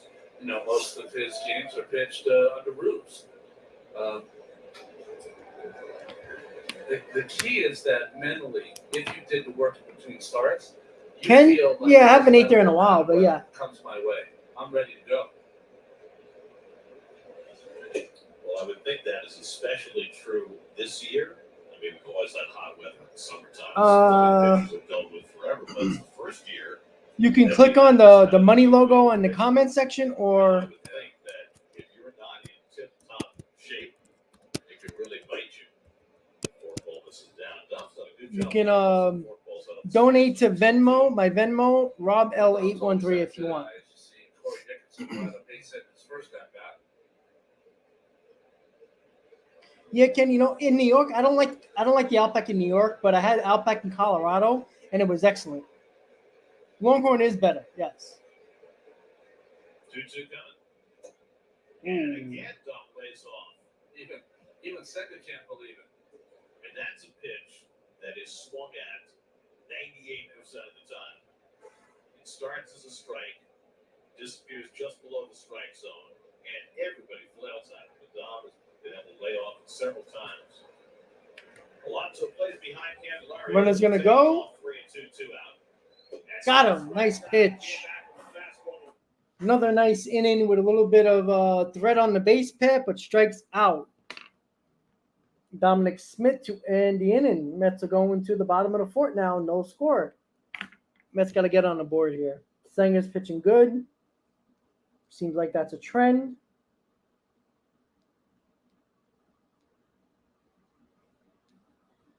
Alrighty, guys. So, bottom of the 4th coming up. Mets coming up. They're going to have 5, 6, 7. Vogelback, Stewart, Canna.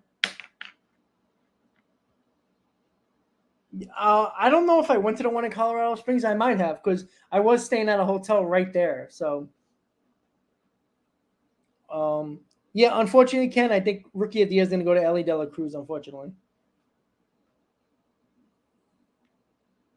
Yeah, I think the one in Colorado, I think, was very good, because I know I had Outback. I tried this I forgot this Mexican spot that was like, it had like 5 stars. Like, it was really, really good.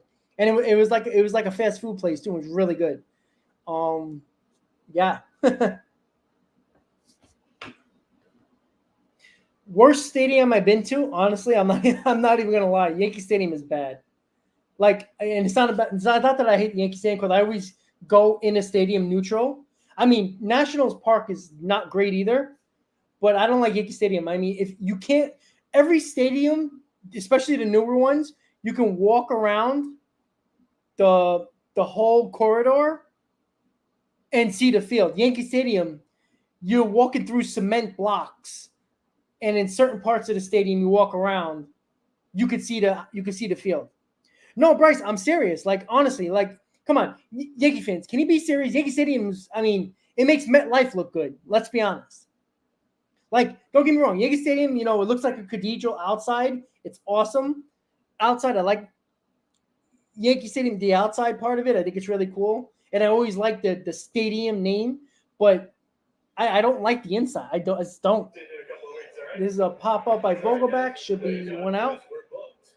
And it is. I mean, that is fantastic. Our kid caster has been chosen, and he had a clip remark right off the top without even any preparation. He'll fit perfectly in this booth. What a nice. Yeah, Oakland. Yeah, but I go with the newer ballparks. So we've done it this way, right? Oh, this is awesome. Great smile, too. Honestly. Play well on TV. Yeah, maybe 25 years ago. DJ Stewart with 1 Doing a kickcaster. That is just terrific. Get the kid size 10 polo ready. Oh, look at the mom. I mean, that's just awesome. Yeah, but I go with the newer ballpark. The old ballparks, I don't expect a lot from. Like Fenway Park, like, I mean, you literally had to swim on Friday because it flooded. I mean, it's an older ballpark. They did a lot of renovations, but it's old. The seats suck, but it's a nostalgia type of thing. Same thing with Wrigley. But the newer ballparks, like, I'm sorry, newer ballparks shouldn't look like Yankee Stadium and Nationals Park. At least Nationals Park, you can walk around the ballpark and see the field. But I mean, there's nothing unique about Nationals Park. I don't think there's anything unique about Yankee Stadium at all. Like Yankee Stadium, you had the monuments. That's nothing new. I don't. There's nothing unique about inside Yankee Stadium. Exactly, Ken. Oh, goodness. But you know, City Field's definitely in my top 5, and not that I'm a Mets fan. I think it's really nice. I really did like Coors Field. I think it was really nice. It's a sneaky good ballpark. Like you wouldn't think, but it really is. Even outside of it, it's very nice. And they have a nice nightlife over there. I like Dodger Stadium. I think it's pretty cool. It's in the middle of nowhere, as you guys know. It's a pain in the ass to get in and out, but it's a nice ballpark. I'm gonna sit in the high chair this time. No. Yeah. No, listen, you are their hero. If you're a kid August 1st, Mika. and you take the time out to send in a Yeah. video, Mullins Park is all right. I mean, I like when the roof's open, it's beautiful. When it's closed, it looks like a dungeon. So, If I'm sitting next to him, I would want to be intimidated. you know, Citizens Bank is nice as well. It's similarly constructed like City Field. Yep, that's you, Chris.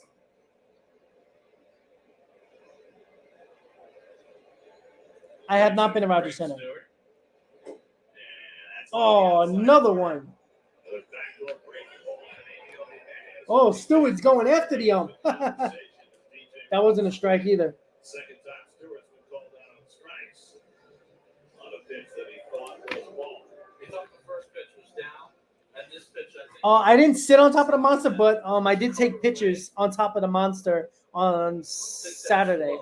I think it's more that he think it was outside off the plate. I think he did. Much better frame car than we use. The monster seats are really cool. Now Marcana, who Standing there, I took a couple of pictures there. Single through the right side. Ray picking up where he left off back in April when he threw 6 scoreless innings against the Mets and struck out 9. He's got the first 11 outs tonight, giving up just 1 hit.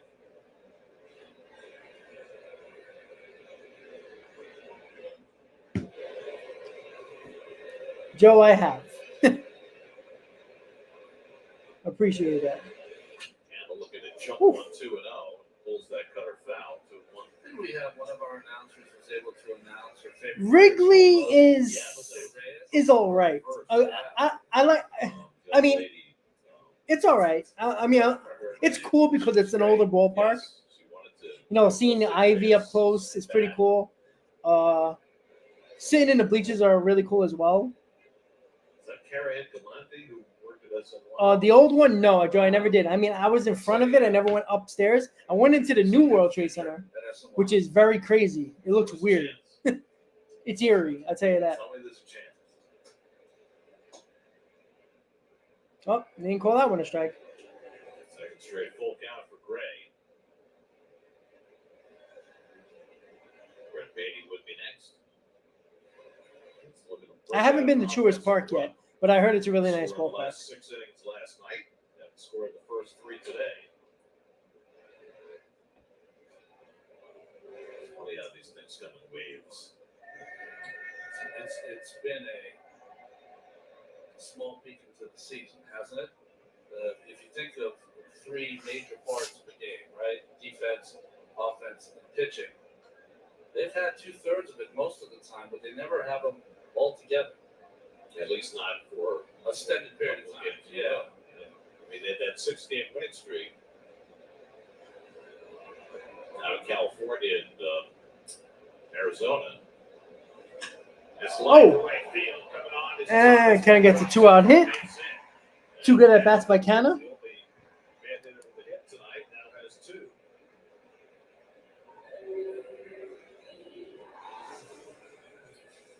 Another fastball away. This one hit right on the nose by Canna.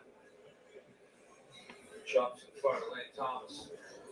Said a notion about To make an effort for that ball. But, Arlington, I want to go to. I'm going to go there next year for Canna sure. tries to sneak a steal. I'm going to do Detroit next year, Arlington next year, and probably Houston. Giving up 16 stolen bases, which is 4th most in the league. It's just an incredible record of success on their steals. Canada is 7 of 7. Mets have stolen successfully 53 of their last 54 attempts. That went back to the second week in May. That's 2.5 months they've been caught stealing once in 54 tries.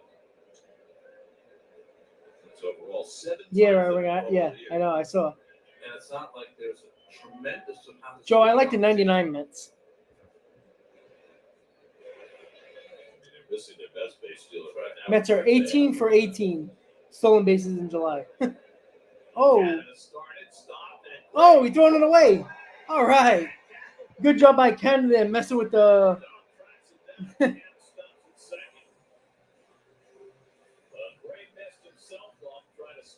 Whoops. Well, that's a good job by Canada there, stopping and then messing up Gray there. Yeah, Cam. Ironic, right? Kind of put it in that place to make the throw over to Dominic Smith, and he tugs on it and gets past Dominic. Come on, Brett. Base hit. They are 28th. Don't try to do too much here. Take that ball to the left center, up the middle. So runner in scoring position for Beatty with 2 out. Canada dancing off second. And Beatty takes it aside. 1-1. No, it's not. It is the Bob Carpenter's scorebook. The best scorebook around, in my opinion. Come on, Brett, let's go.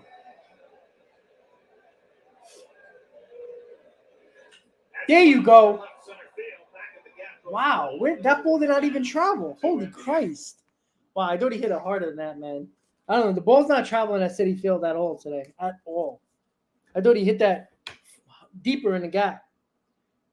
Wow. I thought he crushed that ball. Well, going to the top of the 5th. No score.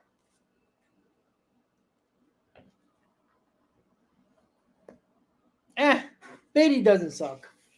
He's going through it right now. I don't think he was ready. I don't think he's ready. You know, everybody wants him up because it's something new. And that's the problem with the emotional reaction by fans, right? Oh, Escobar sucks. Let's bring up Beatty because you haven't seen Beatty do it at the major league level, so it's something new. But he's basically putting up worse numbers than Escobar did last year. And he's probably going to end the season with similar numbers than Escobar. So, you know, and that's the whole point. You know, sometimes, you know, they're right about Brett Beatty. They didn't think, you know, that's why they said they want more at-bats for Beatty in the minors. Same thing with Mauricio.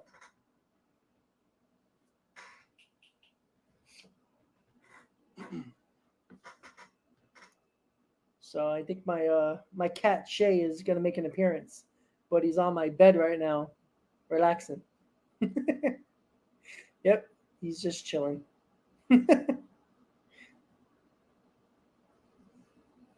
So once again, guys, don't forget to please hit on that like button. If you haven't checked out my stream with the Bleacher Report app about the Mets being buyers or sellers at the deadline, check it out. It was a half-hour show. You got to download the app to check it out because that's where the stream is. So make sure you check that out. So we're in the top of the 5th, no score. Has a baseball jersey. Corey Dickerson lays off and swings and misses at the first pitch curveball from Senga.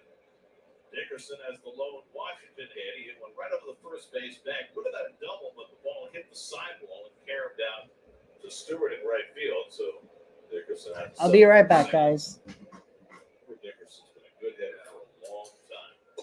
With 8 different teams this year.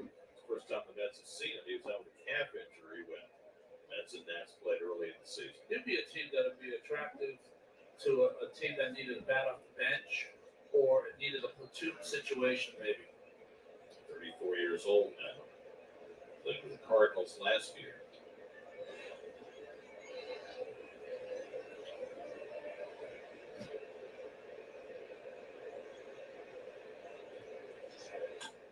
And he bounces one slowly from McNeil to handle. And the quick toss gets it one away. So this single rolling right along. One down in the 5th.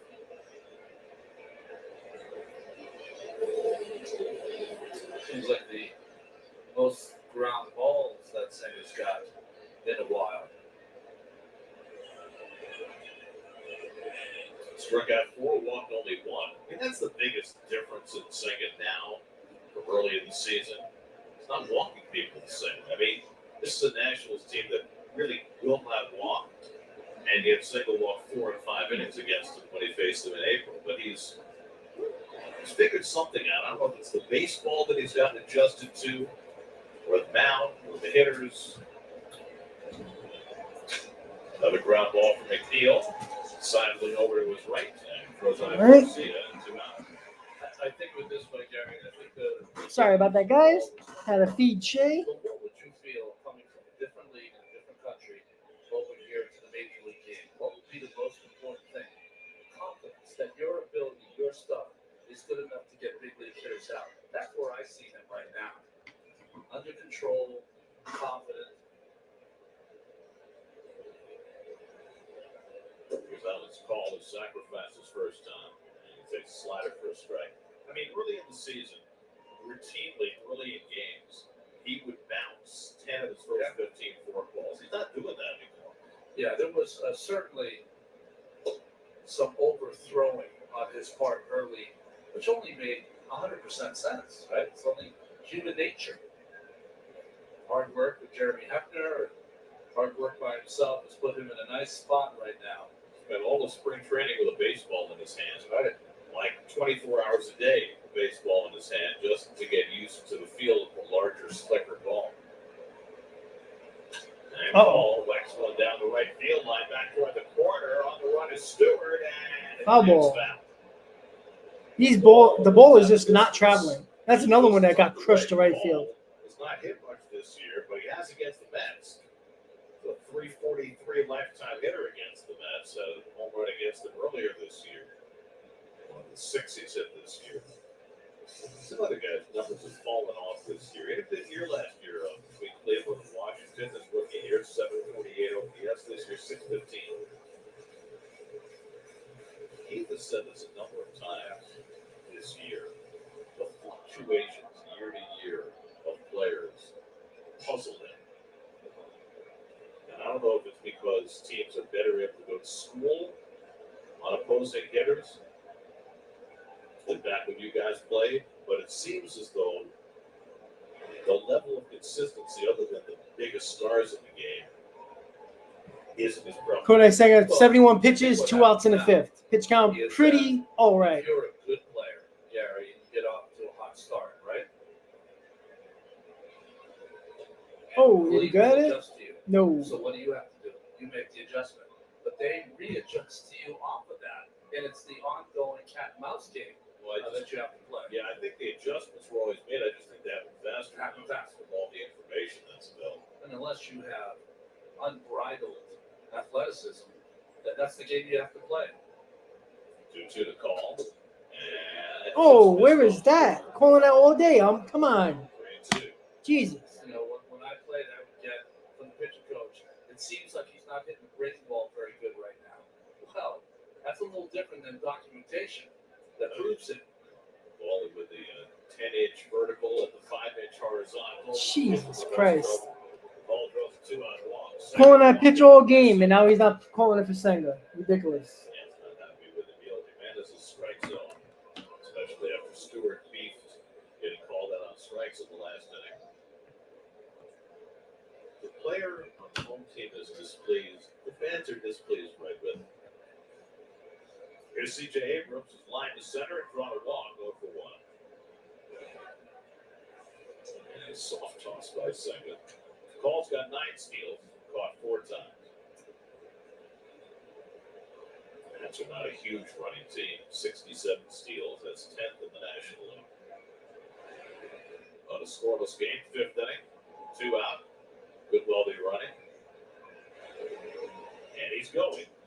The throw by Narvaez. Got him. Yeah. Good throw by Narvaez to pick him off. To throw him out, catch him stealing. To end the inning. There we go. Nice play. And, ooh, that was close. They might challenge that.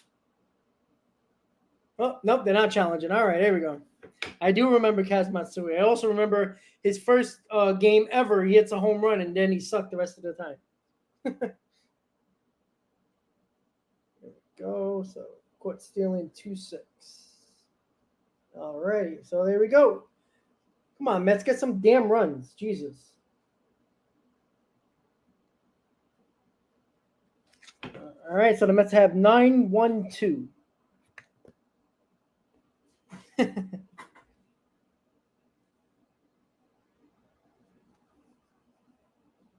Yeah, Kaz Matsui. How stupid was it that, and this is how incompetent the Wilpons were. For everybody who, complains about Cohen, but realizes how stupid, they signed Matsui out of Japan thinking that he's better than Jose Reyes. So your star top prospect, you moved to second base where he was not comfortable to give Kaz Matsui shortstop because that's what you promised him. And that's what it is. Yep. Oh, man. Those were the days. Kaz Matsui. I also remember the Mo Vaughn, Roberto Alomar, and Jeremy Burnett's days. And I'm not going to lie. I was very excited that because my dad used to tell me, I was young at the time, but when the Mets drafted Jeremy Burnett, and it was like a homecoming, and then the Roberto Alomar, who could have thought Roberto Alomar, a future Hall of Famer, would be a disaster for us. And Mo Vaughn had his moments, but he sucked too. And Mike Cameron too, yeah. Those were the years, man.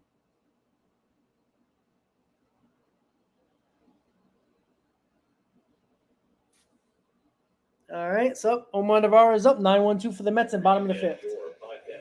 Be right back, guys. It was really nice. Look there. When the trade deadline arrives on Tuesday, you and I will both not be there. That's right. I don't know. I know it's a huge topic of conversation everywhere you go in baseball. Who's doing what? Who's on the market? Who's not on the market? What can you get for this guy? What's the selling point? What's the contract status? I am so not interested in most of the conversation. So that's be in Kansas City Tuesday, which is August 1st. Shay's full. Keith will have all the information you need. They will. Yes, they will. I think Steve, Right, Steve? Steve is going to be locked in on the 23rd man on the roster for Kansas City. See if Shay brings some luck, guys. Yeah, sure, guy, whatever you say. Boy. Oh, that one might go. Oh, nice catch. Dickerson didn't have the best angle. He checked for the wall and reached back. And he made Wow. some terrific play. These balls are not carrying, and the left fielder made a nice play. Dickerson with a gold glove for his travels. I think he did. Sorry, guys. Shay's in the way. Look at that ball started to go back towards the left field line, over his shoulder. So he had to make that adjustment with the lead, but then worrying about the wall. Big play for the Nationals.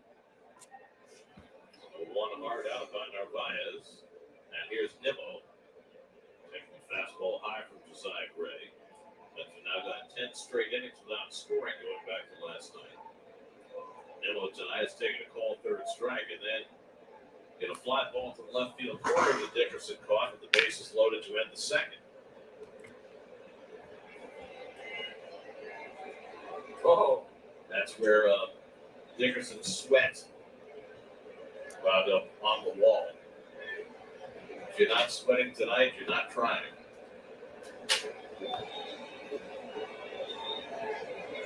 Always, Ken. It's amazing. it's like an ink blotter. What do you see when you look at that? It's kind of like a police outline. Yeah, right.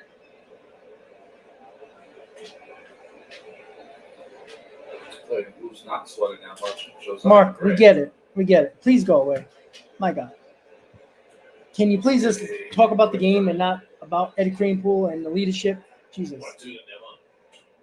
Fouls back behind cover. Looked like I'm saying, really, Jesus. in a cave of a bison. I knew the bison put up hieroglyphics. No.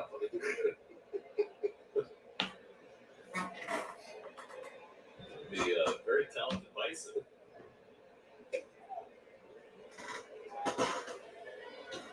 2-2 to Nimmo. Look at Russ. I mean, Hey, Russ. This is not funny now. Russ, don't get the equipment wet with your sweat. You can electrocute it. No. Look out to Nimmo. You know, we have this feeling that Russ has fond appreciation. Not in the summertime. Not in the summertime. He hates us in the summer. We call down to turn the air conditioning off, and this is what happens. Oh, A puddle of sweat. looks like something out of Cool Hand Luke. Nimmo pops one foul. I mean, after a month in the hole. A month in the hole. What great was that? Hard-boiled eggs. What we have here is a failure to communicate. 8th pitch of the at-bat coming from Gray to Nimmo. And he taps one foul, and we'll do it again. Do you remember why he was put in jail? Come on. Let's go. Get some damn runs. The initial scene, He was a street corner. He cutting the heads off the top of parking meters.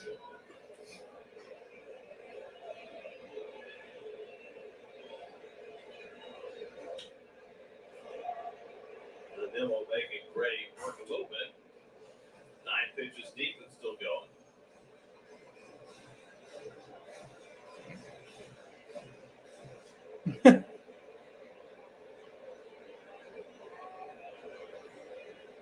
Pitch number 10 for Gray to Nimmo. All four. All right. Good at bat by Nimmo there. Nimmo's fourth. Love to see more of that from Nimmo lately. Good at bat by Brandon. Gray has now worked 10 in the third innings against the Mets. He's yet to allow a run this season. He had double the time before this year against the Mets. In fact, even with his 6 scoreless innings, first time out this year, he had an 8 ERA. Ken, don't you mean 3.5? He's a different guy now. His Lindor was popped up twice. And he takes a fastball away from ball 1.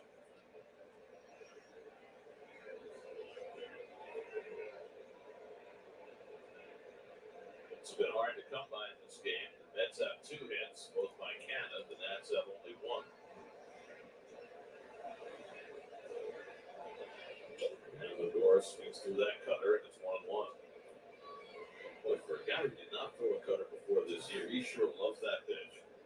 But, that's the pitch of this decade. It is of this decade. Actually, it's a really nice crowd at Citi Field, actually. It's proven to The be spots where you usually don't see people sit, they're there. Until the hitters prove otherwise. Well, for the season, he's thrown it 20% of the time. Tonight, 38% of the time. So, it's really gone to it even. Well, it looks like the ball's not traveling in the air today, so you got to try to knock some hits together here. Get those runs in. With McNeil on deck.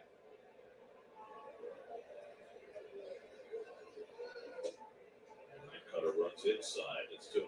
He likes the cutter against Everybody's bringing up names of Mets. What about Dave Malicki? since the Subway Also, Series just ended. One of the strengths of his cutter is that Gisty, it's where are you? automatic. You know what I'm saying? Like it doesn't have to say 1:20 a.m. every time. Are you Sometimes in that Europe cutter- somewhere? Like that cutter, it was really sharp and inside on the door. And that fastball is at the knees for a strike, and it's 2-2. Well, he's got a couple of ball third strikes of the backup cutter against the left-hand hitter.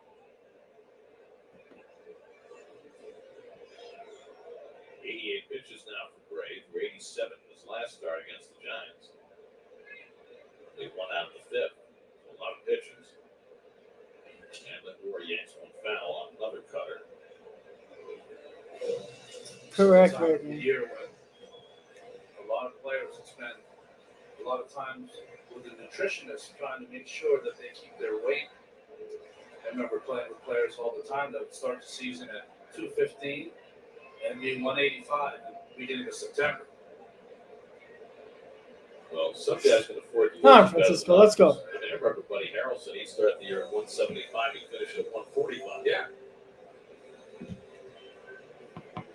Walt Weiss was Doubling. You know, I was gonna say that. I don't know He why, would start the year around 185. but all right, be in the Ireland. All 150s right. At some point. All this long at bat starting to build up. Gray about to throw his 90th pitch with one out of the fifth. And it's taken high There we by go. Lindor, full count. And with Gray perhaps tiring, Jose Ferrer gets up in the Nationals bullpen. If he's able to do it, this will probably be his last inning. His last batter. Yeah. Got McNeil on deck. 3-2, 1 out. Nimmo at first, he's running, and Lindor strikes out. The throw by Ruiz, and Nimmo is tagged Jesus out. Christ. Strike him out, throw him out. Strike him out, throw him out, double play. Oh, Lord. Oh, boy, oh, boy.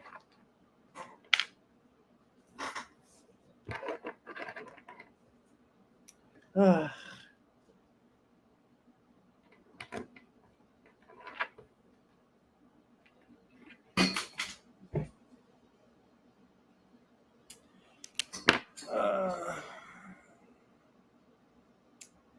Ay, ay, ay. I just don't get it, guys. Top of the sixth. Sorry, my cat is taking all my pencils and pens because he likes the sound of them and the colors. Oh,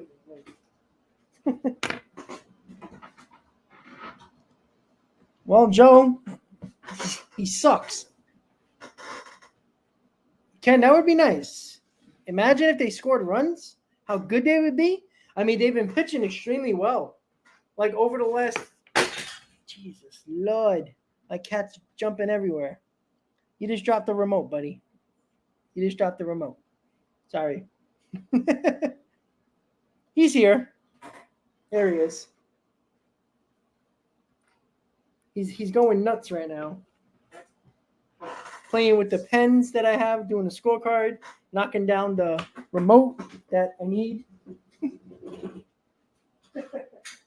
Oh, Lord. You know, he already ate, so he's happy now. So now he drives me nuts the rest of the night. Probably keep me up before I go to work. But that's life with a little furry friend. Yeah. What do you want? I don't know if you guys hear him, but he's like meowing because he wants attention now. And he wants to play.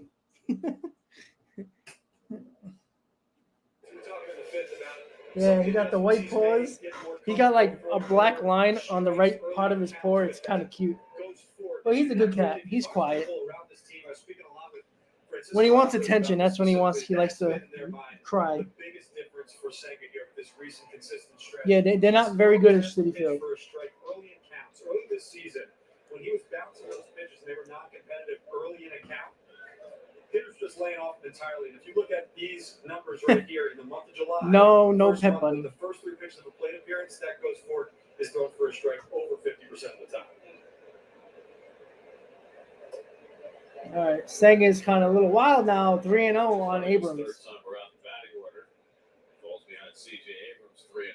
Well, It's a day for changing your shirt in the middle of the game. Usually in the Necessarily in the clubhouse. dugout. Yeah, usually in the clubhouse, but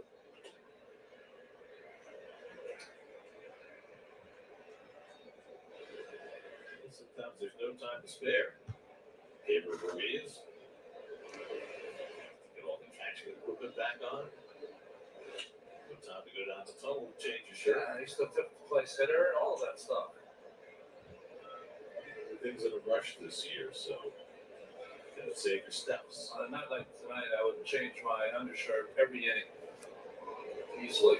Sixth full count of the night for Senga, who's walked 2. And Abrams fouls it away. Abrams just lined out and walked in his first 2. Yeah, and you know what's even worse, Paul? They haven't played well at Citi Field, and the majority of their games are at Citi Field for the remainder. I think it's 40 out of their next 60 games at Citi Field. All 4. Not the guy you want to walk. So you've got a potential base stealer report, a scoreless game leading off the 6th. Third walk given up by Senga. Abrams is the best base stealer for the Nats. He has 20 in 22 tries.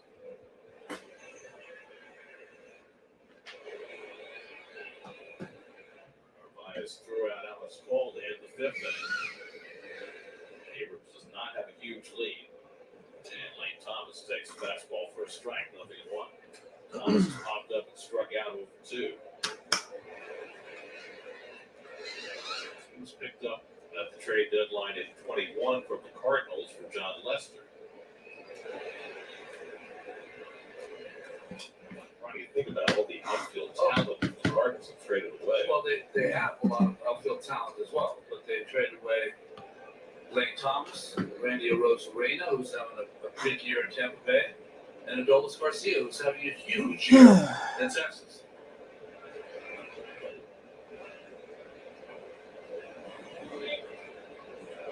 Oh, 2. Abrams takes a bigger lead, doesn't go, and is grounded foul. You know, the Cardinals decided to keep guys like Dylan Carlson, who has not worked out well. Tyler O'Neill was hurt a lot, but they still believe in Lars Nootbaar. I mean, I don't know that they've necessarily made the right choices. Maybe those guys will eventually become what they hope they will. Well, you know, at this trading deadline, you have a lot of people out there trying to identify talent in other teams.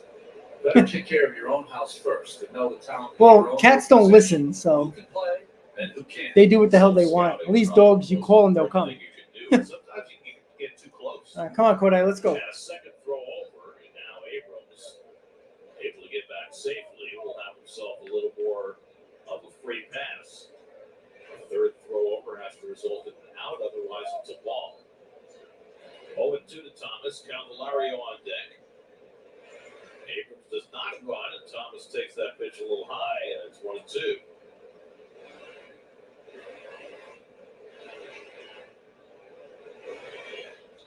I think we all thought that after 2 throwovers, that any guy who would steal a base would be running automatically this year. Hasn't always been that way. Not going in. And he strikes out Thomas. Good strikeout there. Been struck out. That's 5 now for Senga, 1 out of the 6th. Let's check in with the studio. Elise Macker has a game break brought to you by your local Honda dealers. Elise. Eric, he pitched a complete game 1 hit shutout in game 1. Then Shohei Ohtani hits his second home run in game 2. Then he grabs his lower back and side. He would leave the game with the Angels calling it cramping. Back cramp for Ohtani. I would be cramping too after all that work in one day. It better be only cramping. But you know, it really brings up the point that we talked about a few weeks ago with Ohtani.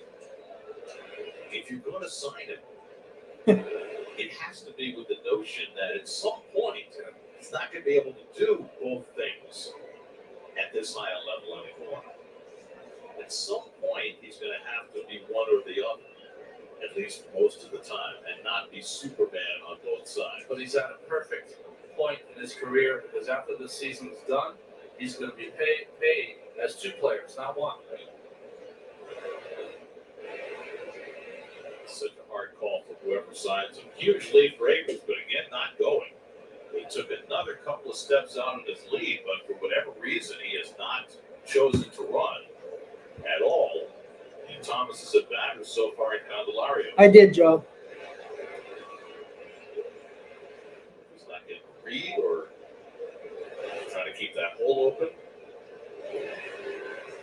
Now he's running, and Narvaez can't handle it cleanly, and Abrams has the stolen base. It's 21st of the year.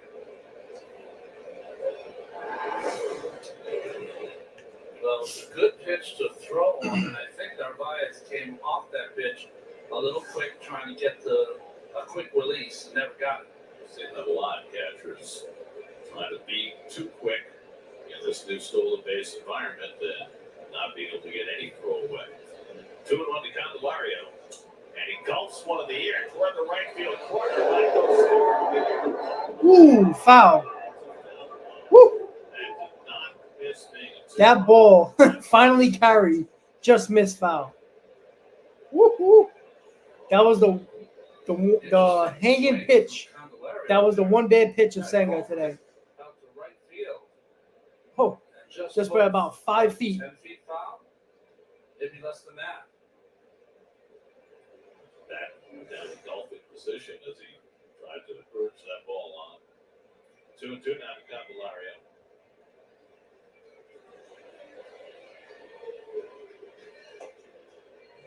Ball down in 3-2. Candelario struck out and reached first base with wild pitches last time up. 0 for 2 tonight. He's had 16 home runs this year. 13 of the 16 have come as a left-hand batter.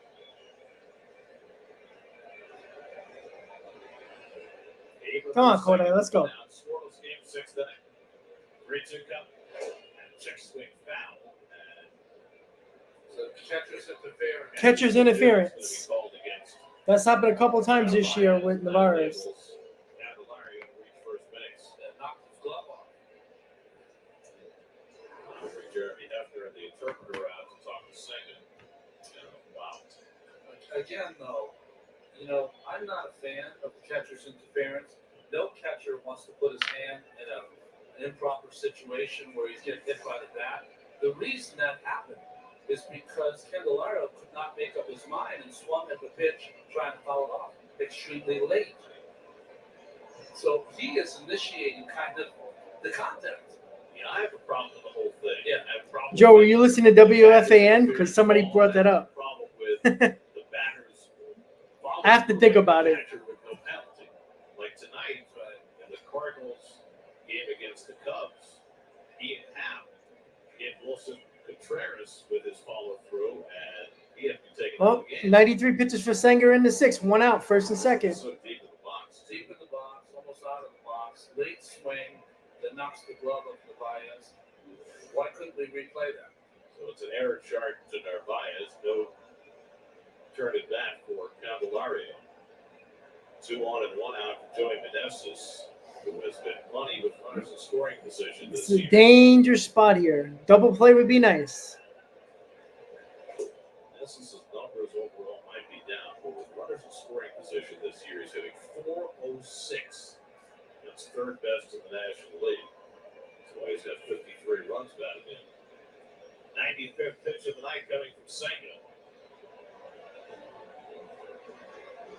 And Meneses into through the hole of base hit. Abrams with good speed, but he's going to be held at third. As Canada gets it in. Boy, oh boy. And that loads the bases with 1 out. So Meneses gets the hit, but Abrams does not come home. Down and in bullets hit by Meneses. They got the cannon quickly.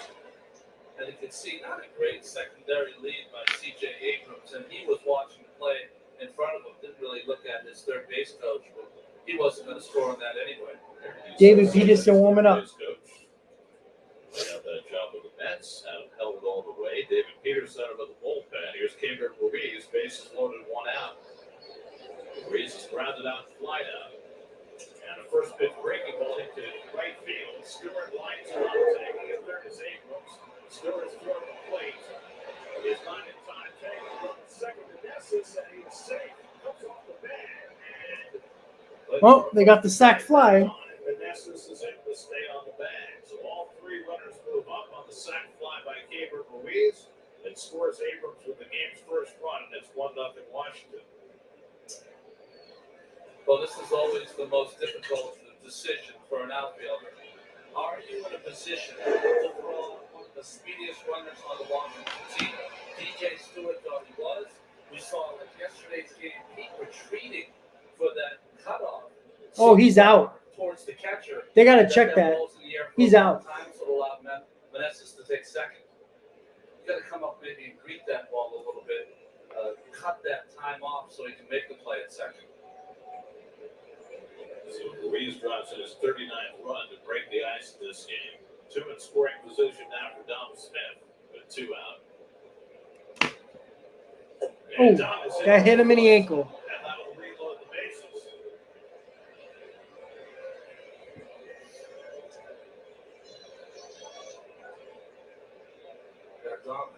Right on the outside of the right foot, I believe. The heel? Wow, right on that low ankle bone. Ouch. And he still has not gotten up to his feet now. Yep. Joe, the drop third strike killed this inning. Yep. Ryder comes out to look, but Dom headed down first. So now, bases loaded again. You got Corey Dickerson, left-hander coming up. Peterson ready in the bullpen. Let's see what Buck decides. So they get 97 pitches through 5. I'd rather keep Sanger in the ballgame than put in David Peterson, who can't throw strikes either. I'd rather go down with Sanger than throw Peterson in. Sanger against the left-handed hitters, what that goes for. Peterson hasn't showed you enough control, I think, over the course of this year to bring him in this kind of situation with the bases. All right, got to keep it to 1 run here. Dickerson 1 for 2 tonight. He swings and foul tips the fastball, 0-1. Dickerson on the only hit through the first 5 innings of this game. Nats have only 1 hit here in the 6th inning, but a walk, a catcher's interference, a sacrifice fly, and now a hit batsman. Have all conspired. Someone should get that way. Yeah, we did, Steph, though. That's just all by itself. That's a dangerous object. Dickerson hits one in the air to left. Canada should have plenty of room. All right. Could have been much worse. Sanger gives up 1 run. I mean, it was a very odd inning, but his day is done. And the Mets trail 1-0 going to the bottom of the 6th. We got 1 run on 1 hit, 1 error, and 3 left on. Oh, they got 1 run. Now we got to score some damn runs here because, well, yeah. So Sanga's definitely done.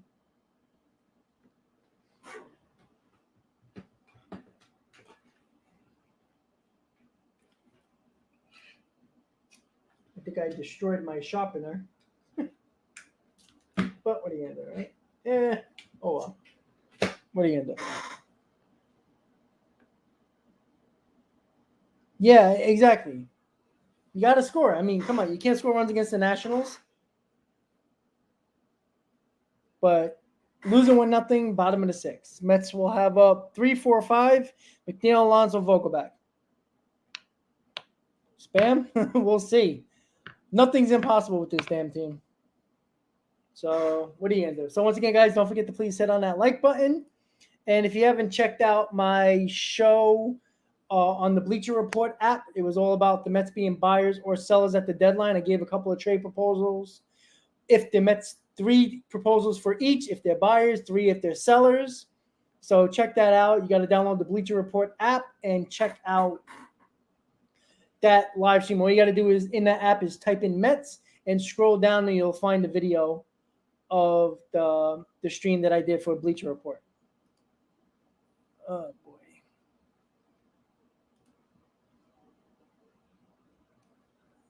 So we'll see if the Mets can actually show a pulse. Lord. Lordy Lord. And I apologize if I'm freezing a little bit.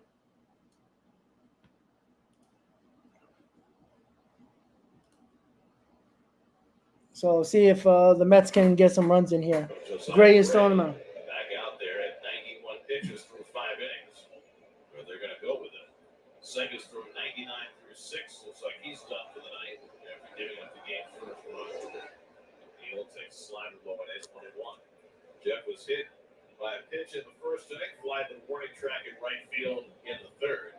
He's seen with only 2 hits in this game. Gray's now thrown 11 scoreless innings against the Mets this season. McNeil takes fastball away 2-1.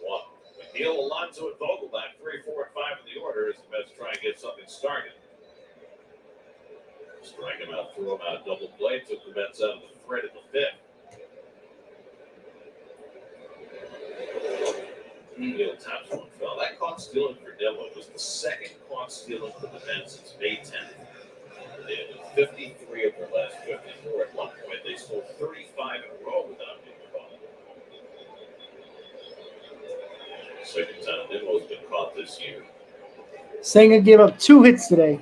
Come on, Jeff. The left-hander is up again in the Nationals bullpen. It's a boring game. That might drop. Nope, it won't.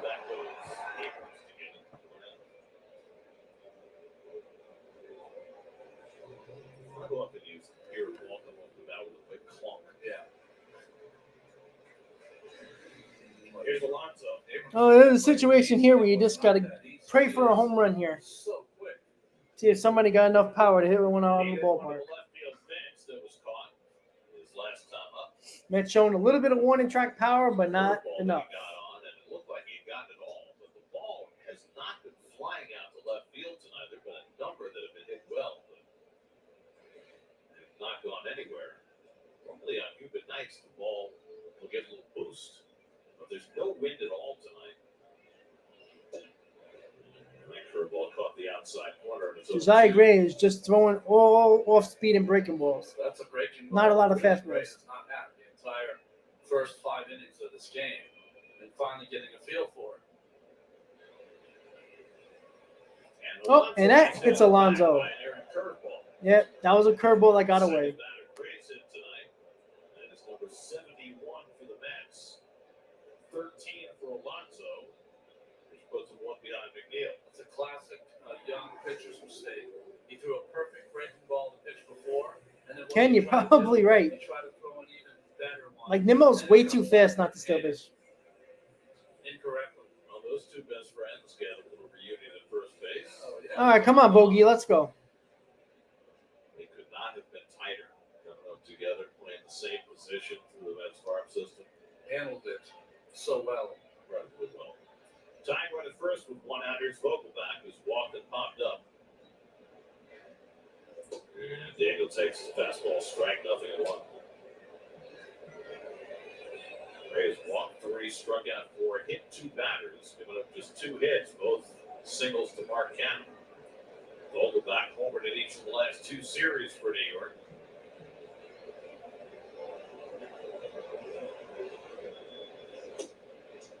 He takes that fastball. Not giving that to fucking Senga. Lets Emil Jimenez know.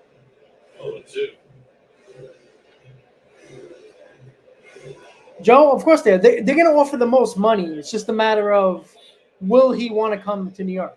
That's it. Alonso at first with 1 out. And Vogelbach takes the slider down, 1-2. DJ Stewart waits on deck. Kodai Senga pitched well tonight. Second straight night, the Mets starters gone 6 innings.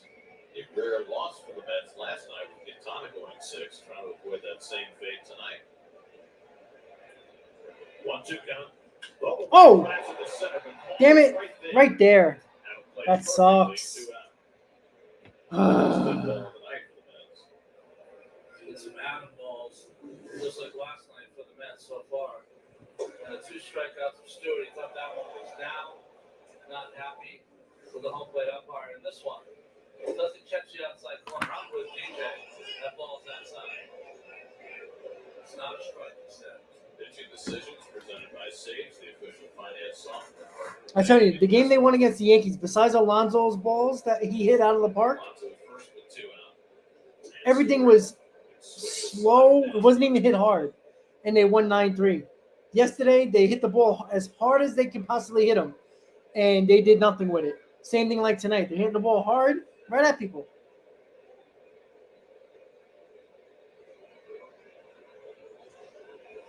The Mets hit like 4 pop-ups on Tuesday, and every one of them fell. They hit like 6-7 balls hard, and they all been caught. That saying's always going to live. Hit them where they ain't. They must really need pitching. Syndergaard's been not injured. He's been kind of on leave. On the shelf. Yeah. The doctors put him on the shelf because he couldn't get anybody out. Technically, I think it's a blister. Yeah. Come on, DJ, let's go. The injured list, but it should be healed by now. 1-1 to Stewart. And that's a pop-up. Jesus. Lord. Well, it's this team in a nutshell, guys. It's amazing. It really is. Oh, Lord. How many freaking hits do the Mets have? 2.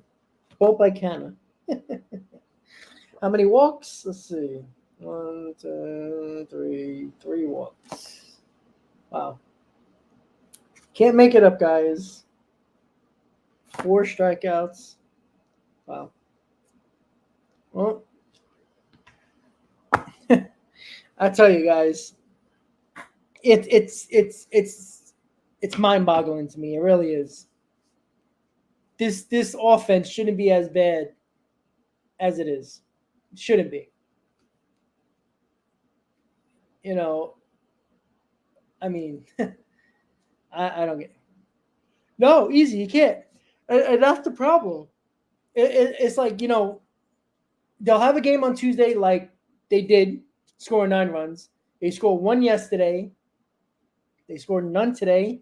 So in 17 innings, they scored 1 run.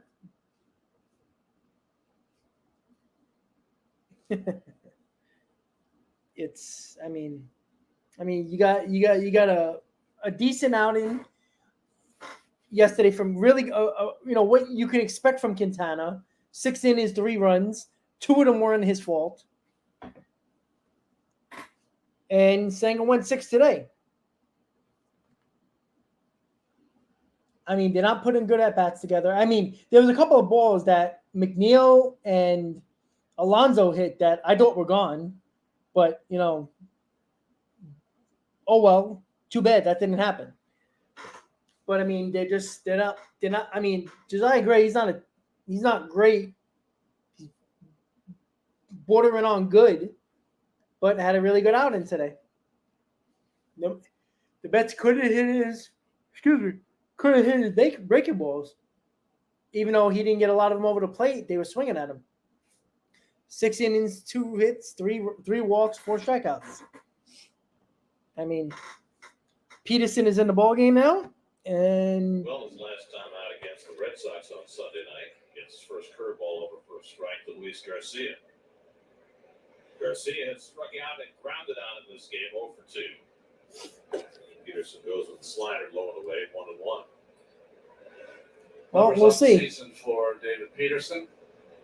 15 games, 11 starts, 16th game here for Pete. Still adjusting to the bullpen, rolling against Garcia to pop up the curveball, and Beatty. There we go. Nice to see them catch a pop-up. Beatty catching it, but wisely got out of the way. 1 out. Here's Alex Paul, who sacrificed a walk in this game. Kodak Senga, 99 pitches in 6 innings, 1 run, 2 hits, 3 walks, 5 strikeouts, a hit batsman, a wild pitch. Lowered his ERA to 3.17, and it also gives him 105 innings. This is the Mets' 102nd game. You have to have at least 1 inning for every game your team has played. So he will not qualify for the National League ERA leaders. And his 3.17. And there's a ball on the left field line. In the National League in ERA. Or right field line. That's how good Kodai Senga has been in his rookie season. 2-0 to Alex Call. Down the left field line. Baseball remains field in the left field corner. It's not supposed to be there. No. The ball boy knows it's not supposed to be there, but he's too shy to call time and go get it. And you can't have the ball in the field. Just stop time. Let's go. I mean, imagine if the ball gets hit down the line. Right. I had seen it in the minor leagues with multiple Two balls, balls in play, right? and it is a nightmare for the umpires.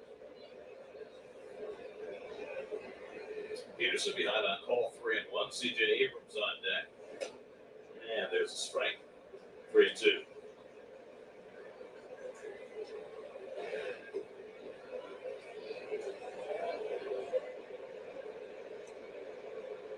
Ball still there. He was just waiting for this at bat to be over so he can sprint down there and get it. Ball tops one. Off the mat comes Peterson. Bare hands across. Ball might have beaten it out anyway, but it flipped out of Peterson's hand and called the ride safely. And now that errant baseball finally can be retrieved. Well, he gets to it nicely. It's a more difficult play for the left hand. I don't think you would have got him anyway. You got to almost field it with your backhand and be ready to make that throw. Peterson was an outstanding athlete. Wasn't able to do it. Tough play. Should be a base hit. Oh, yeah. Call was caught stealing in the fifth. He's now on base with a 1-0 lead in the seventh. C.J. Abrams has walked twice, stole a base, scored the only run of this game in the sixth. Yeah, I picked it up right in his pinky finger. Steven, no, because they can't hit left-handed pitching.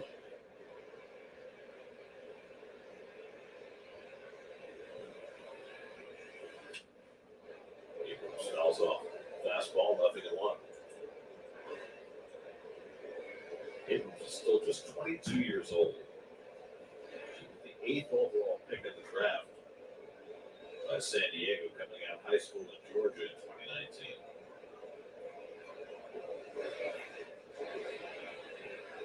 Got him. Snap throw, Oh, just check that. Yeah, Peterson has really That's developed. close. he's worked really hard on it, and it is a good one. He enticed him with the first move, which was a regular kind of Oof. unorthodox move. Close. And then that one, very close. He picked off Jaron Duran with that move on Sunday night. Abrams pulls one toward the hole, that'll go through for a base hit. Call around second, he's going to challenge Stewart's arm. And the throw to third is not in time. He stays on the bag.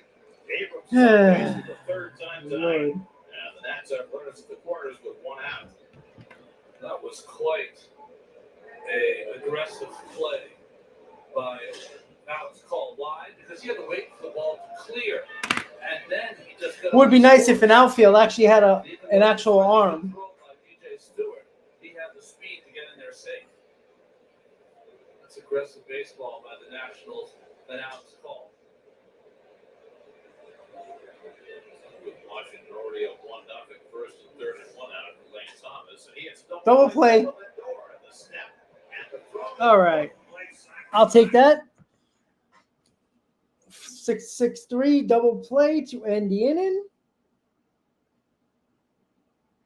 And the Mets are coming up in the 7th.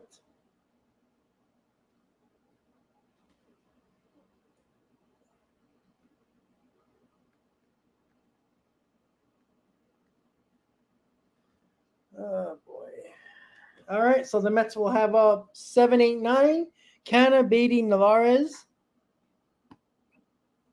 Yeah, I know, and I that's why I look. I'd rather have outfielders that can get to every ball and have at least a good arm. Like Tanner, arm, nothing.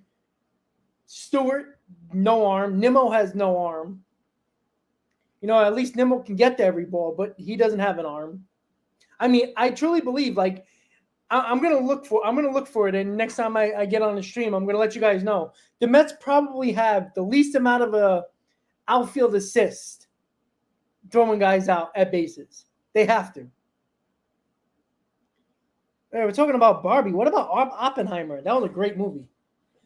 Some people were stupid enough to think that it was more about what happened after the bomb. It wasn't about that. It was about building it and the process of building it.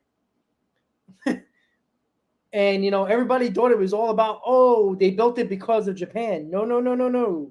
They built it because they were concerned that the Germans and the Russians were going to build it before them.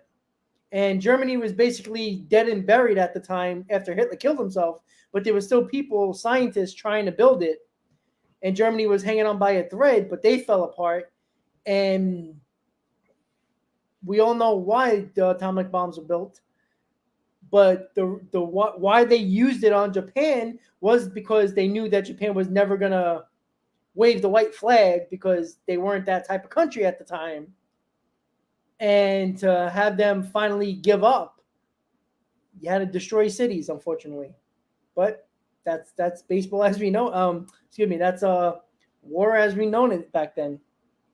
Barbenheimer, I know a lot of people talked about that. I don't care to see the Barbie movie.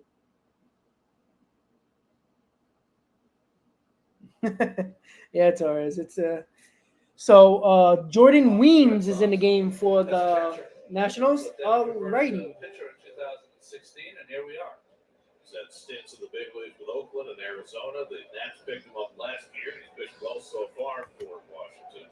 Arcana went 2 for 2, and he only 2 hits against Josiah Gray. So the only guy that knows how to hit on this team right now is Canna, 2 for 2.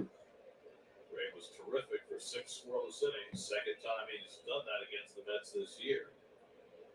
Come on. Now the Mets trying to rally against the Washington bullpen. Is that a flash of lightning? Did you just see lightning? I did. I just heard thunder, so yeah, it's supposed to rain. It's been a problem. The last few See if you years. can get this bad bullpen. Jesus.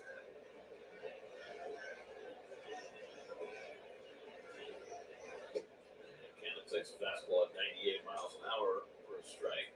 1 and 2. Might be a problem, but they've got some good arms down there.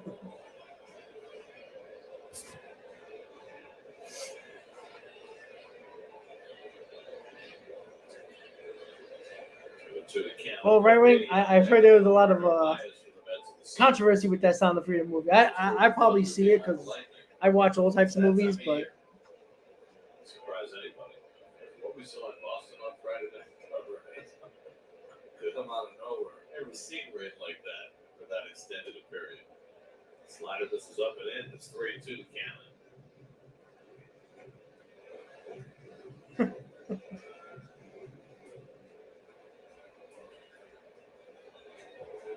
Continues little 9:15 thunder.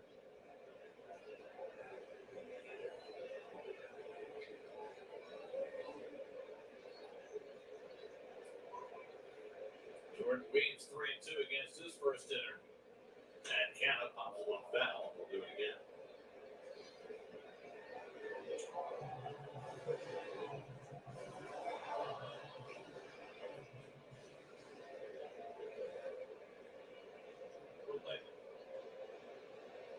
oh, Mark.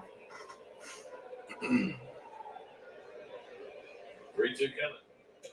And Canna swings at a terrible pitch. Way out of the strike zone. Now that's the first out of the home 7. Let's check out the team mobile coverage. Wow, again. that's crazy.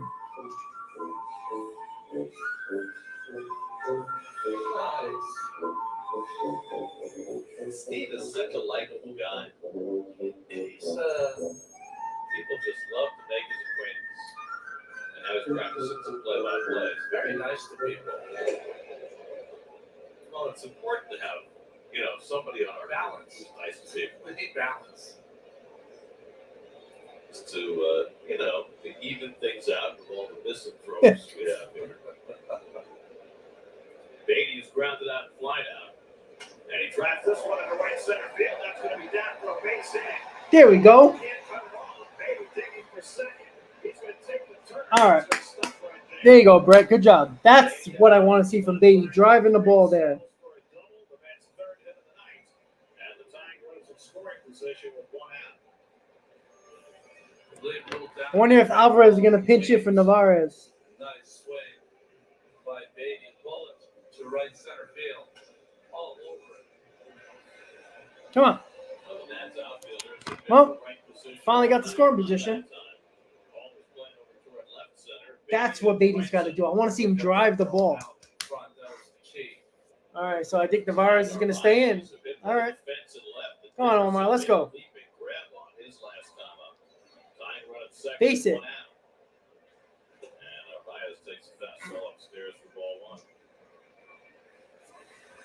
We're starting for just the 16th time this year in an injury-interrupted season. Decided to be the starting catcher. He settled into the role as backup and mentor for Francisco Alvarez. Good eye. And that's going inside. It's 2-0. His last few outings, he has had some really good at-bats. And it's a shame that he had hurt himself because he started out the season with a hot bat. Abrams keeping, Beatty close in second. And the breaking ball hit out to left. Falling Drop. Front comes Dickerson, and he makes Jesus. the catch. And Beatty scurries back to second. Oh, man. The ball had a lot of sink on it coming off the bat. And Dickerson had to hustle to make sure he could make that play without leaving his feet. Dickerson plays the shallower left field than most outfielders you'll see. You sure about that, Steven? That allows him to make that play. Now Brandon Nimmo coming up. David Martinez. All right, so he's going to bring in the left-hander for Nimmo. Bullpen, and he's going to go to him now. Call the bullpen brought to you by Nissan Shop, NissanUSA.com. This is the 2023 Nissan Rogue.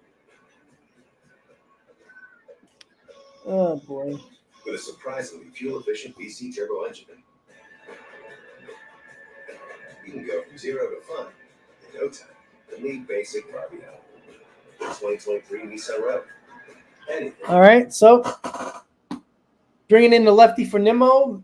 Runner on second with 2 outs in the bottom of the 7th, 1-0. Nationals, sac fly, got the run in. Mets are having trouble in scoring the past 2 games, and it's been killing them.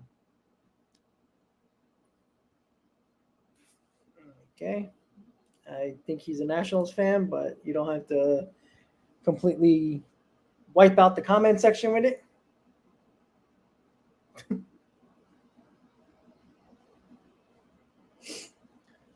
So let's see if the Mets can actually get a 2-out RBI here. Nimmo is a guy that it's just not having the same at-bats as he was last year.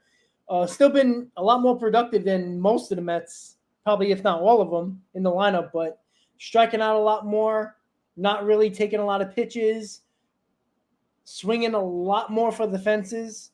You know, in this spot here, you need a base hit here. And, you know, I don't know who they're bringing in, the left-hander, but they're definitely bringing in the left-hander for Nimmo. So we'll see what they can do here. But Nimmo's got to be patient here. Got to be patient. Base hit will tie the ball game. Don't forget, guys, if you haven't hit that like button yet, please do. We're in the bottom of the 7th, 1-0 Nationals. Mets are trying to do anything they can to get some runs on the board. They're showing 1999, the Mercury Mets. July 27, 1999. Those are some ugly-ass uniforms. I remember them, too. I didn't understand them at all. Oh, boy. Ugly damn hats and uniforms. Even though the hat's not terrible. But the uniforms, my lord. Those are the days. Really good team, though. All right, here we go. 2 outs, bottom of the 7th, man on second. All right, so there was already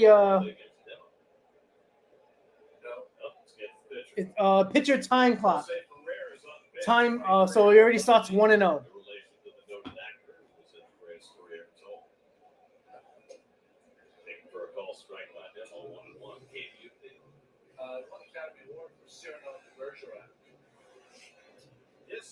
Come on.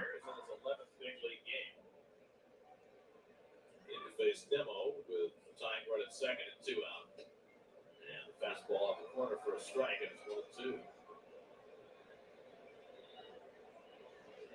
Demo's 0 for 2 and a walk tonight.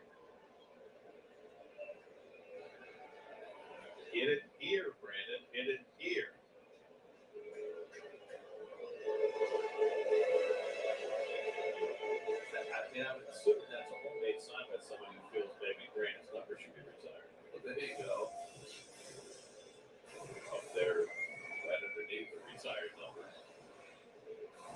Sunday. He's got an 8-year deal here.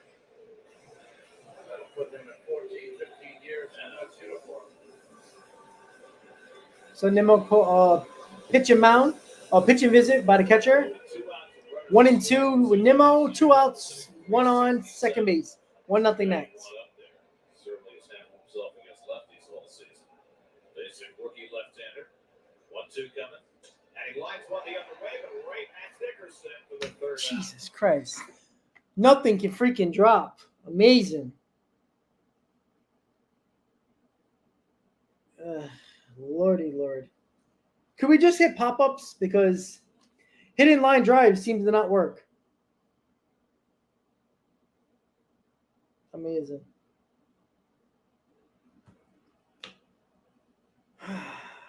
Lord. My Lord. All right, Knicks fan on YouTube. Congratulations. Are you proud of yourself? I don't understand people.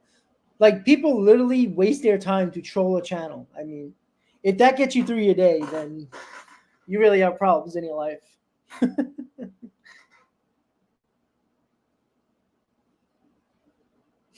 So, going to the top of the 8, 1-0 Nationals.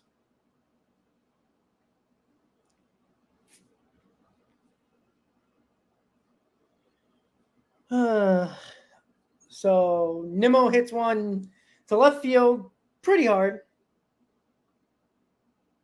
Be careful what you wish for, Michael. They could be a lot worse.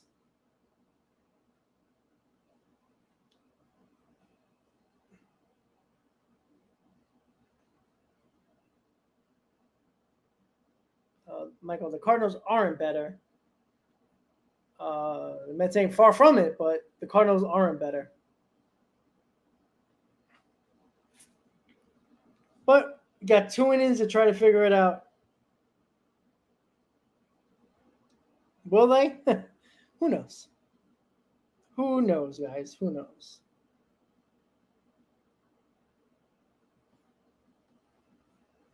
How can it be worse? They can be worse. They could be a lot worse.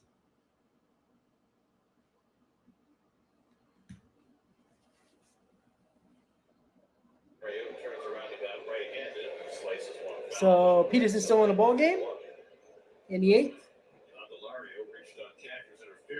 Michael, how? Because look at the record. The Cardinals are worse. The Cardinals were division winners last year and are in last place in the worst division, one of the worst divisions in baseball. Yeah, easy, exactly. Round ball should be the first out, and it is. Peterson making much better use of his curveball this outing so far. Again, the Mets are having a bad year, but you're saying they're worse than the Cardinals. They're not. Okay, John, that's true, but there's again, we act like the Mets are the only team ever that have the highest payroll in history, when the Yankees and the Dodgers both had that over the last 10 years. Every year, there's going to be a team that has the highest payroll ever in baseball. It's just, that's how it is. Like, let's not act like the Yankees never had the highest payroll in history of baseball, or the Dodgers. They did, only in the last 10 years. Money goes up, payrolls go up. There's always going to be a team that's going to have a higher payroll at one point in the year. 2 outs, quick 2 outs. You know, with some pitchers, when they go to the bullpen, their fastball plays up. Yeah, that's not really the case with Peterson. It looks like, well, Michael, you don't know that. I guarantee you didn't know that the Arizona Diamondbacks were going to make the playoffs, or even have a playoffs chance, right? And again, for everybody who wants to be like the Rays and the teams that don't spend a lot of money, and teams that are in top 10 on the payroll always seem to win the World Series. So, yeah, Michael, of course you're going to say that. But that same team won 101 games last year. They're not a much different team. They're just underperforming. That's it. Higher average right-handed 298, but more power left-handed. Drove in the game's only run with a sac fly in sixth. Easy. I agree with you. They made the playoffs, but they also did not win. I mean, you want to give credit to the 2020 World Series champions, Dodgers? Fine, but it's a bullshit World Series. Because every year the Dodgers, who have had the Pirates payroll for how many years, couldn't get out of their own way. I think they expected more from him offensively. They thought he was a bat before he was a glove. No, Micah, I didn't say they are. But the Padres, who are third highest payroll, the Yankees, who are the second highest payroll, are all out of the playoffs at this point. So it's not only the Mets. That was scary. A 2-out single for Ruiz. That's fifth of the night. Well, after all the change-ups, he wanted to paint away with the fastball that was right down the middle. You know, we're obsessed with the Mets, and that's fine. But let's not act like the second and third highest payrolls are in the playoffs and doing really well, because they're not. The Padres are about to be sellers. The Yankees can't get out of their own way. And who knows what they're going to do at the deadline if they can get anybody to help them. And that one bounces away from Narvaez again. He can't find it. And around second and trying for third is Ruiz. And he's going to make it as a lot, so has to track that ball down. Second time tonight that a pitches that beat Narvaez. That's fine, Michael, but you can be as negative as you want. But this was the same team last year that won 101 games. All right? They're underperforming. That's it. That is it. Nobody's playing to the back of their baseball card. That's the problem. As far as it did. But easy, you have to care about the other teams, because everybody's talking about the Mets like they're the only team that's spending money that suck. And that ends the inning. Going to the bottom of the eighth, 1-0 Nationals.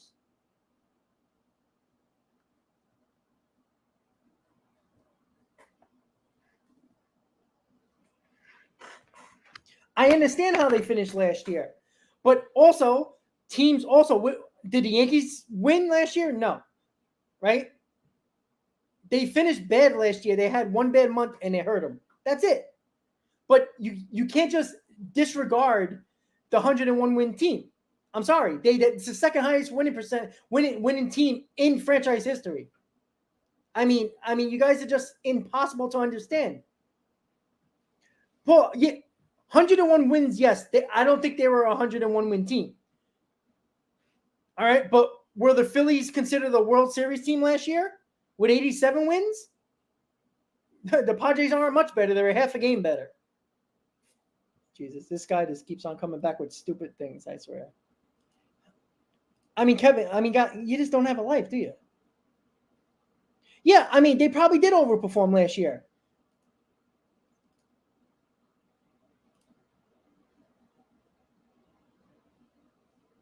But you could say that about the Padres too. The Padres overperformed last year, right? Because they're worse than last year.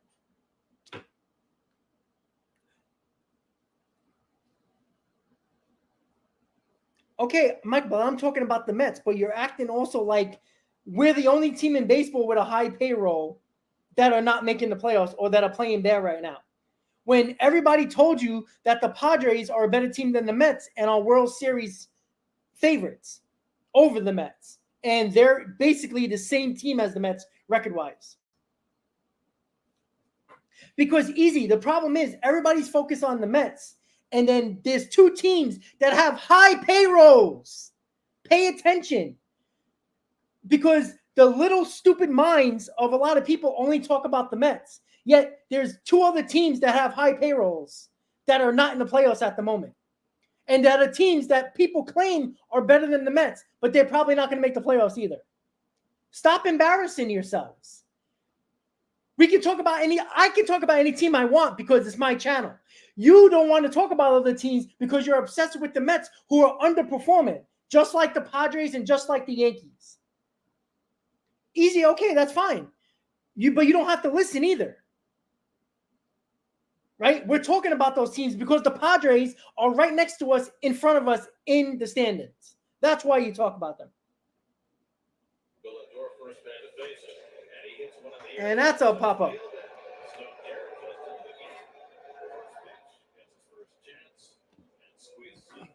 That's fine. And it's also about baseball as well, right?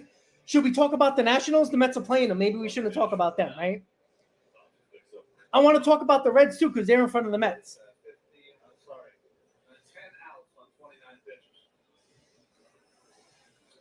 I mean, if you don't want to talk about other teams, then go watch somebody else. I don't force anybody to be here.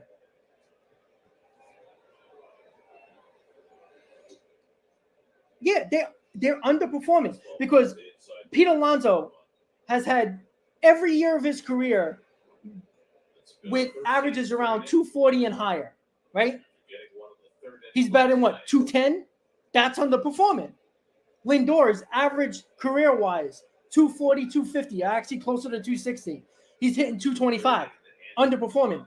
Jeff McNeil, 300 hitter, hitting 240. That's underperforming. When every year of your career, you've been better, this year, one bad year, you're underperforming. Marte, last year, really good year until he got hurt. Been hurt, been underperforming. That's called underperforming. Scherzer had a better year last year than this year. Maybe he's over the hill. Maybe. But, and that's a base hit. All right, Jeff, good hit.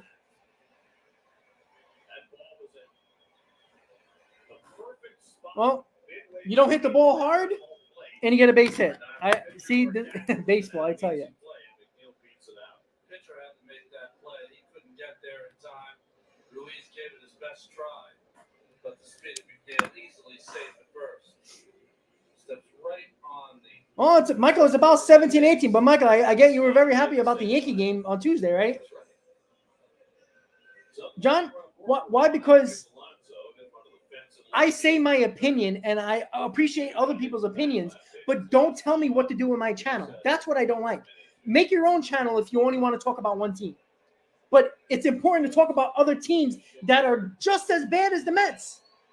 Like, let's not act like the Mets are the only team spending money that are not doing well, because you're not paying attention. And if you don't care about other teams, then why are you watching at all? No, John, it's fine. I'm just saying. All right, Pete Alonso's up, 1 out, 1 on. 1-0 Nationals in the 8th.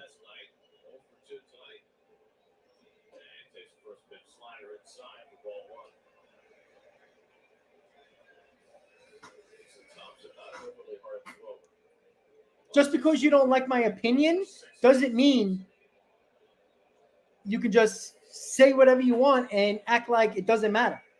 If you don't care about other teams, that's on you. But you can actually turn off the channel, right? I'm doing what I have to do. No, Spaceman, but it's also immature to tell me what to do with my channel. It is their opinion, and I appreciate that. But also, don't tell me what to do with my channel. That's it. I don't care if you watch or not. It doesn't matter to me. That's your right. But the same people that continue to have, that complain about the channel, keep on coming back. So I must be doing something right. Let's see if Pete can hit a home run here. 3-0. No, John.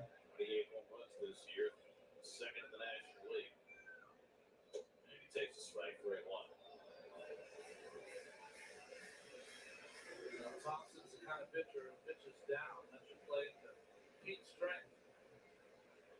A good strikeout guy. Come on, Pete. 3-1 coming. And Pete hits one of the air shallow center starting back. It's called. That's going to drop. Yeah. I'm telling you. Two soft hit balls, and now it's 1st and 3rd. Amazing. And McNeil read it well. Amazing.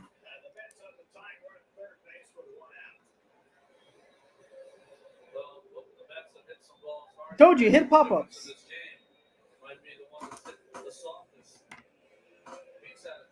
Michael, it's not defending it. Did you hear that I said they're not playing good this year. They're not playing well. If you think they're a bad team, that's on you. I think they're underperforming. Underperforming and being a bad team are two different things. A bad team is the Kansas City Royals. The Mets are underperforming just like the Padres. Are the Padres a bad team who are one game better than the Mets? Or are they underperforming with Soto and Bogarts and Machado and a better rotation than the Mets?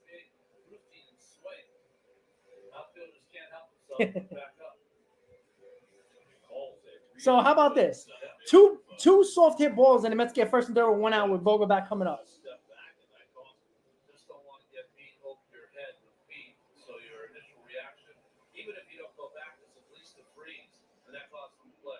Right, I'm sorry. The Padres are underperforming. The Yankees are underperforming. Judge or no judge, they're underperforming. The Mets are underperforming because they're not playing. The players are not playing to their capabilities. That's underperforming. That's not bad. Come on, Vogie. You had a base hit here. Come on.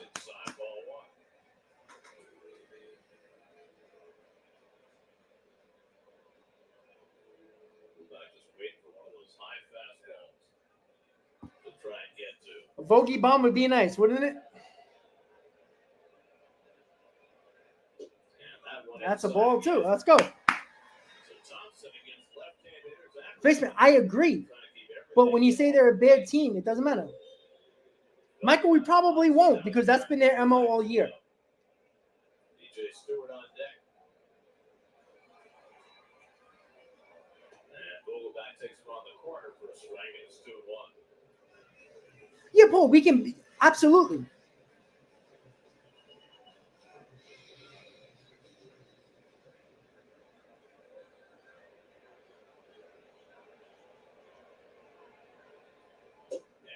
That's a ball. See, the umpire's not giving those close calls anymore. Well, easy. We're not allowed to talk about the teams, remember? According to some people, talking Mets with Rob, I shouldn't talk about the teams. So I don't even know why we're talking about the Nationals. All right, the Mets are playing them. Yeah, Thompson was ready before he was. That's why I called time. Yeah, Paul, but the horribly constructed team won 101 games last year. So it's not horribly constructed. They're having down years. 3-1 coming to Vogelback. And Daniel bounces one foul.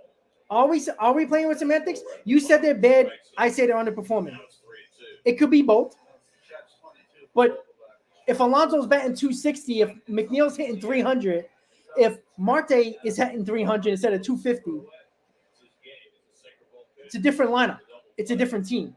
If Scherzer actually pitches to what he did last year in the first half, it could be different. Come on, Vogie. Yeah, tie game. There we go.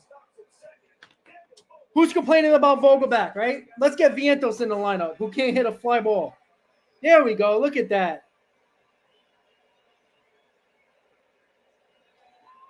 Good job, Vogie. And Vogie's getting pitch ran for.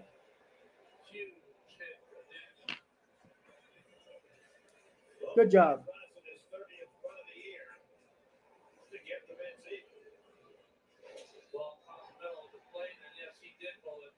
Good job.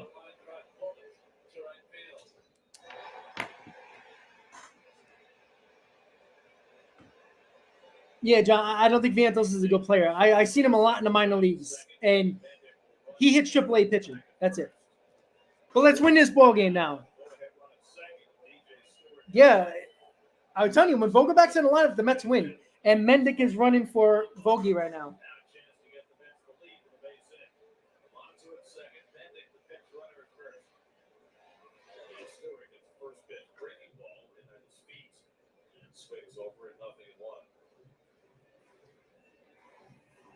Josh, no, he's not.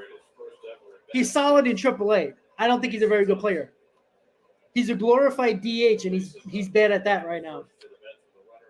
Come on, DJ, let's go.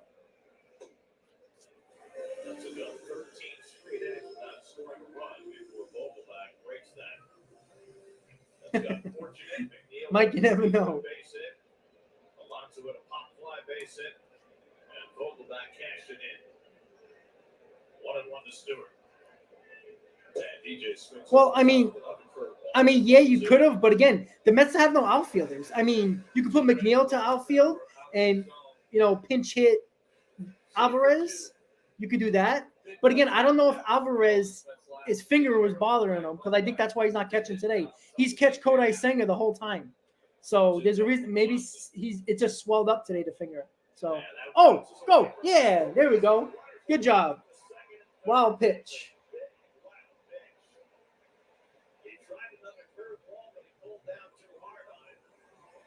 Come on. Could put Vientos in. Oh, Vientos in left field? Oh, God.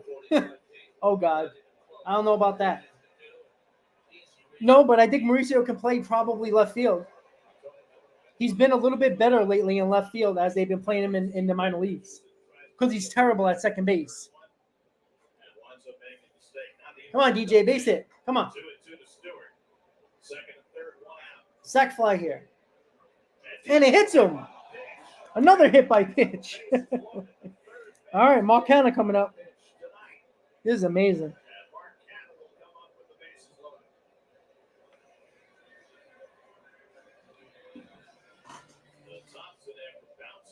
No, John, I'm not just basing it on 20 at-bats. I just don't think he's very good.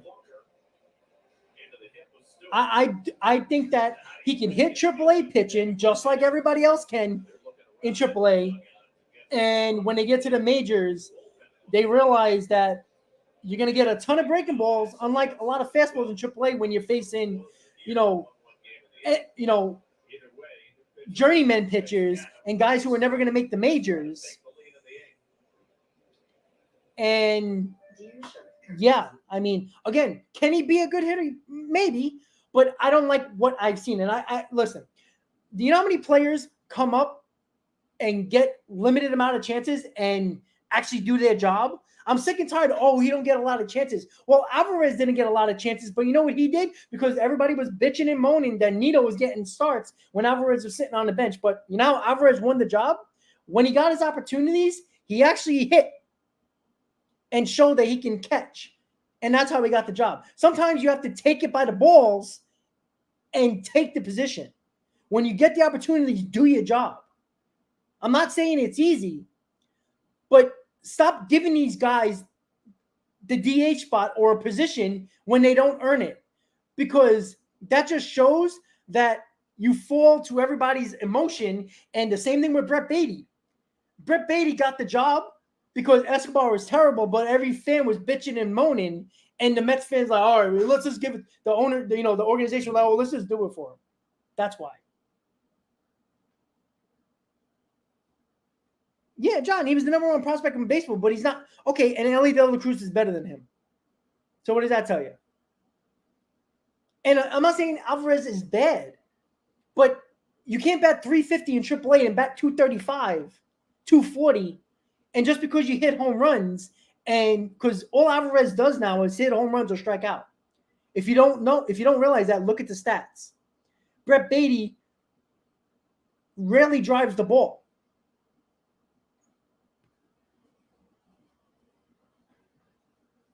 No, easy. I agree. And they're putting the tarp on the field. Are they fucking kidding me? But the umpires just called for the ground. Oh my God! You got to be kidding me. And we have a rain delay at the most crucial point. Oh my God! Mets up the bases loaded with one out at the bottom of the seventh in a 1-1 game. And I guess the word that they're getting is that we're going to get some strong storms momentarily. So the Mets have bases loaded with one out, and they put the tarp in the field. This is ridiculous. I mean, it's not raining. Play the game. It's the 8th inning. It's the bottom of the 8th. And it's not. Oh my God. I can't. I can't with Major League Baseball. I can't with these umps. If it's not raining, why are you allowed to put the tarp on the field?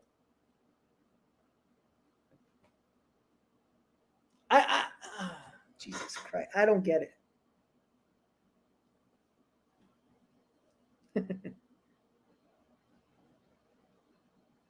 I just don't get it. if there's not a drop of rain, there should never be the tarp on the field. There's more than enough time when it starts raining to put the tarp on the field. This is ridiculous. I swear to God. It's ridiculous. I just don't get it. You got the pitchers under the ropes. They're changing the pitcher. I just don't understand it.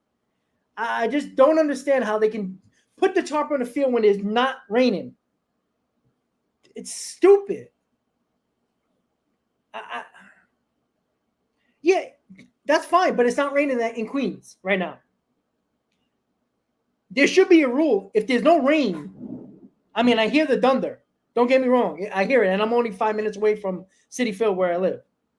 So it's probably going to rain just now. But you can't finish this inning or at least play it until it starts raining? I just don't get it. It's thundering. I hear it, but it's not raining. Play the game. So what is it? If it's not going to rain for 20 minutes, you don't think you can finish the 8th inning? See if the Mets can score in the bottom of the 8th? And if it rains the rest of the day, you call the game. Well, Michael, unfortunately, it's not the Mets' call after the game starts. It's the umpire's call. Yeah, SNY is going in and out. So, yeah.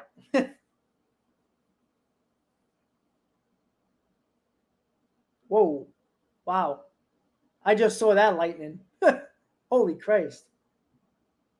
I think my cat's going nuts. Yeah, well, if it's lightning that's dangerous, then what are you going to do? But, I mean, come on. Play the game. It's not raining yet. I mean, the Mets could have hit a double play. I mean, that's probably most likely what happened. Let me just write down what's going on.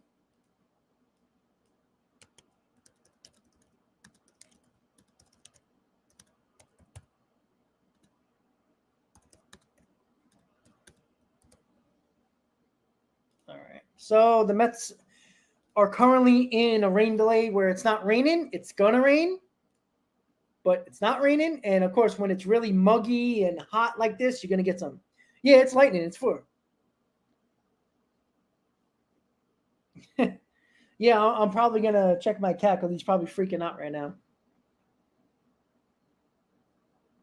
Well, Gian, who knows? So the Mets tied the game in the bottom of the 8th. Daniel Vogelbach base hit to tie the game. The Mets got bases loaded with 1 out. And Mark Canha will be at the plate whenever this rain. So I'm just going to check the weather right now. I know it's supposed to rain, so I just wanted to see. I mean, it was supposed to rain since 7 o'clock. It was like 50% chance. So, I mean, it's not very, there's 30% chance of rain around 10 o'clock, and the rest is 15. All right, it says 99% chance now. So what are we going to wait until 11 o'clock tonight to finish this game? I mean, when it's supposed to stop? I agree, Josh. I think all fields. Yeah, Paul, I get it. There's thunder and lightning. I get it. Yeah, I see. I'm 5 minutes away from Citi Field. And I see the lightning, but it's not raining yet. They could have played the game. I mean, seriously. But this does remind you it's raining now at Citi Field. So it's pouring on the tarp is flying around. Oh, that's nice. There we go. So it is raining now. So I guess you could say it's a good call. I guess. So it is raining now. The tarp is getting blown all over the place. The grounds crew is trying to hang on for dear life. I have an American short hair, Megan. A tuxedo cat. Well, the wind's blowing the tarp all over the poor grounds crew. These poor guys. So it is pouring now at Citi Field, which is hilarious. I'm 5 minutes from Citi Field. It's not raining by me yet.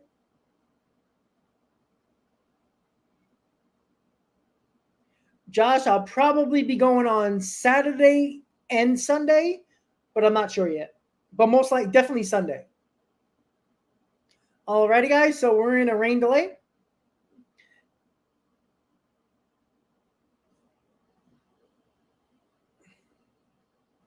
As of right now, we're in a rain delay.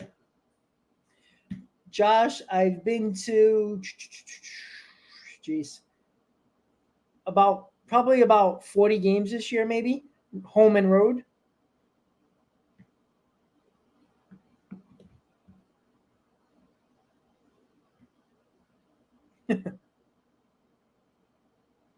Well, it's supposed to rain from 10 to 11. It has 90% chance of rain. Well, usually they're wrong. So, and they're showing the outside City Field and people running. And a poor guy holding on to dear life with the umbrella. I mean, it's pouring. I mean, it's still not raining by me, and I'm only 5 minutes from City Field. And the poor grounds crew is completely soaked. That's the people you feel bad for. Even the security guards, they're leaving. So it is coming down hard. Are we going to have another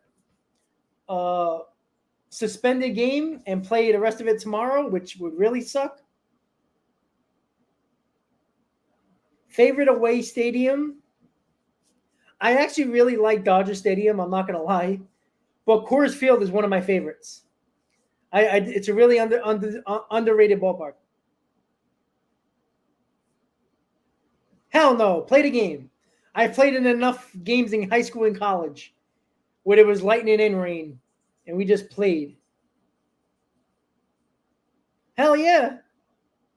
Who can dodge the lightning first?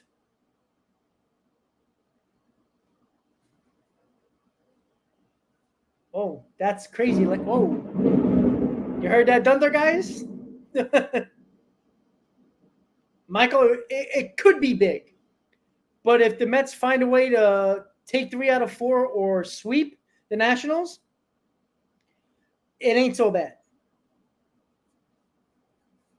Why? I don't know about that. Yeah, that was loud. And I think Shay just jumped on the table. You all right, buddy? Hold on, guys. I'm going to get Shay. Let me just play a little rain delay music. Let me just, I won't put it too loud. Meet the Mets, meet the Mets. Step right up and greet the Mets. Bring your kiddies, bring your wife. I'll be right back. Guaranteed to have the time of your life because the Mets are really socking the ball, knocking those home runs over the wall. East side, west side, everybody's coming down to meet the METS Mets of New York town. Oh, the butcher and the baker and the people on the streets, where do they go? To meet the Mets! Oh, they're hollering and cheering and they're jumping in their seats. Where do they go? To meet the Mets! All the fans are true to the orange and blue, so hurry up and come on down, 'cause we got ourselves a ball club, the Mets of New York town. Give 'em a yell, give 'em a hand, and let 'em know you're rooting in the stand. Come on and meet the Mets, meet the Mets. Step right up and greet the Mets. Bring your kiddies, bring your wife. Guaranteed to have the time of your life because the Mets are really socking the ball, knocking those home runs over the wall. East side, west side, everybody's coming down to meet the METS Mets of New York town, of New York town.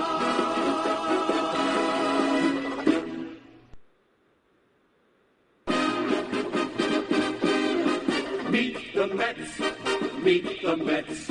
Step right up and greet the Mets. Bring your kiddies, bring your wife. Guaranteed to have the time of your life. All right, guys. So I just had to take care of my cat Shay, kind of jumping around. He's only 5 months old, so he don't know what's going on. No, it is, Paul. It is.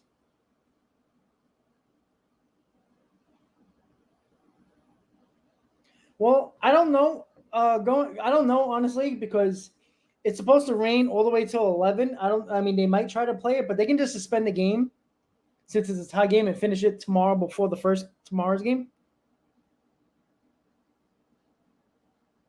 Voca, I don't know about the parlays, guys. I mean, I'm not an expert in that to know. I mean, the game hasn't officially finished, so what will happen is it'll probably stay live until the game's over.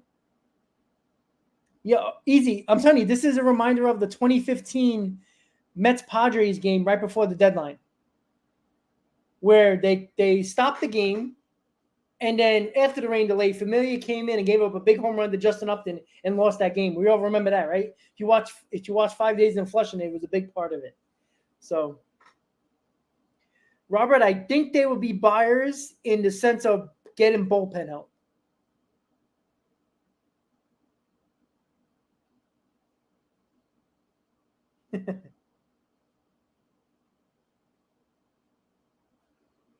Oh, Torres. Okay, so there you go.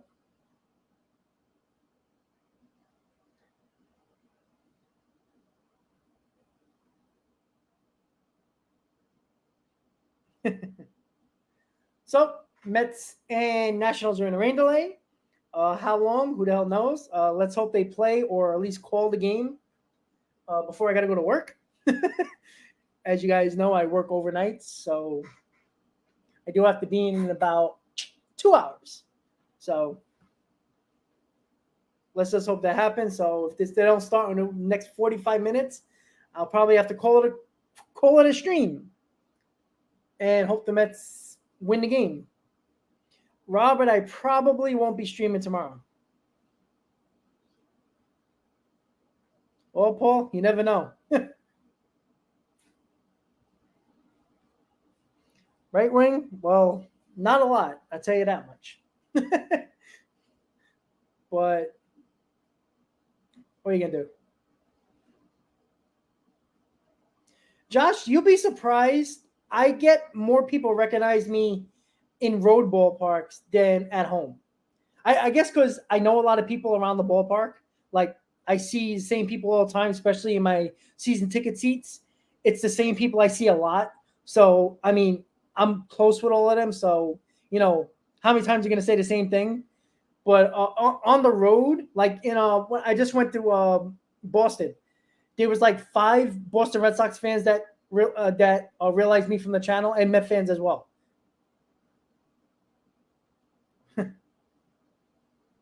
Oh man, Mike, I was so pissed. And it was funny. I was actually in my car driving. I think I was coming home from work, and I was on the radio, so I was listening to the radio, WFAN, and Evan and Joe were on at the time, and obviously that was a big scene in the 5 Days in Flushing. So it's Voca probably. I don't think they're gonna finish this game. Josh, I appreciate it. Hey, Josh, how about your Blue Jays? Don't give up that third wild card spot to the Yankees. All right, stay ahead of them, please.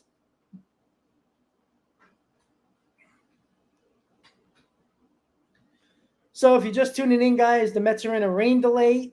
I put DLA, of course, because I can't spell sometimes because I'm trying to do it quickly. Delay. There we go. Hey, all right. I can spell. How nice. That's what happens when you get a lack of sleep. But I'm not going to lie, guys. I got home. I watched a little bit of Netflix and took a nap for about 4 hours. But usually that's not enough.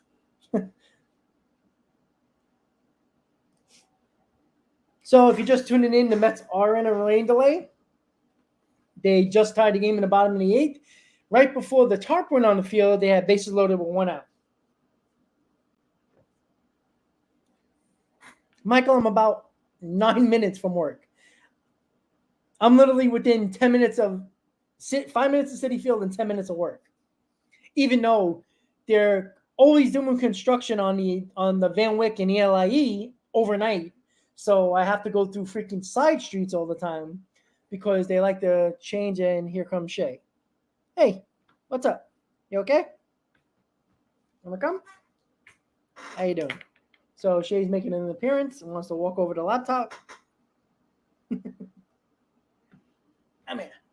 Say hello. There he goes. He's a little scared. It's lightning and thundering right now, so he's a little scared. Little scared. There he goes. Here's my little guy. 5 months old. He's a terror, right? Right?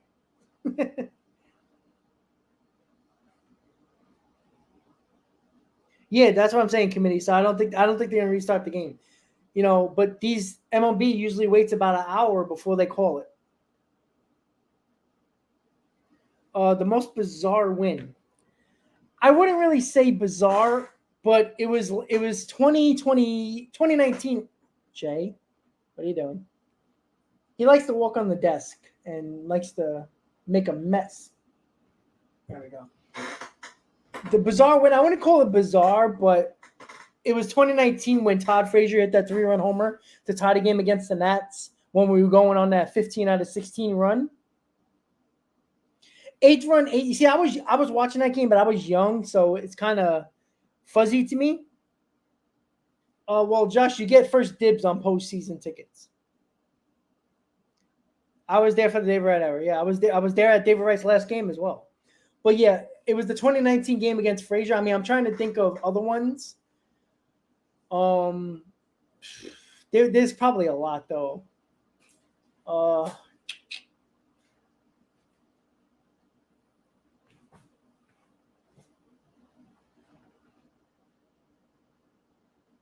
I think so too. I mean, they're not going to call it in 20 minutes. I don't think.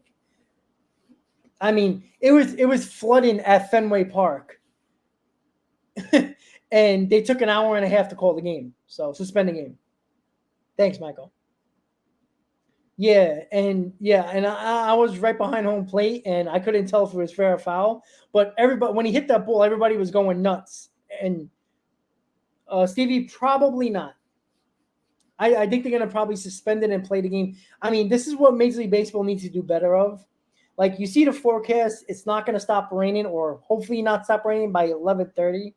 Call the game, suspend it, and play the rest of the game and a half hour, 45 minutes before the first game. You know, Mark, I'm allergic to cats too. But it's not allergic where I start itching. If I pet the cat and I rub my eyes, I get bloodshot red eyes. Like I'm high. And Shay has got my pencil. You okay? He loves pencils.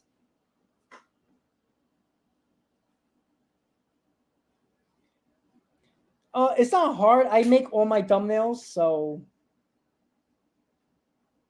But I use StreamYard most of the time. But I also use iMovie in my MacBook to like edit the videos and stuff and put like all types of like features and stuff. High Tech, no. They'll suspend the game and they'll play the rest of the game tomorrow before tomorrow's game at 7.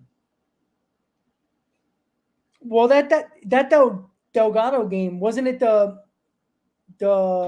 doubleheader where one at Shea Stadium and the other one at Yankee Stadium? Because I went to the Yankee Stadium game. I mean, the Shea Stadium game after they won that game with Delgado with the 7 RBIs at Yankee Stadium. Well, Mark, I noticed with living with a cat, that the hair, once it's off the cat, it doesn't bother me. It's when the cat's hair is still on and I pet it and I touch my eye. I don't know. It's weird.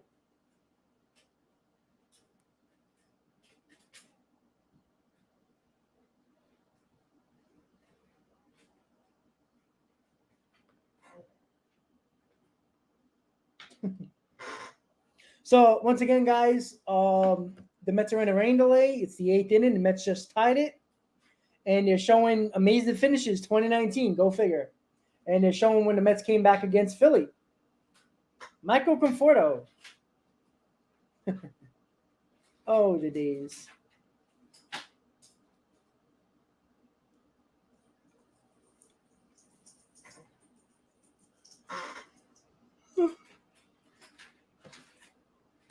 Joe, the cat's name is Shay.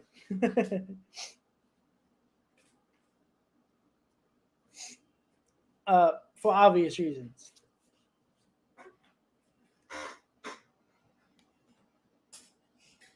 So once again, guys, if this game doesn't get called over the next 30 minutes or so, I'm going to have to call the stream a quit because I got to get to work. Let's go Mets. So I do appreciate you guys hanging on with me. I know it's been a frustrating year for all of us. Easy, too long. I mean, once he left the Mets, what did he really do with anybody else?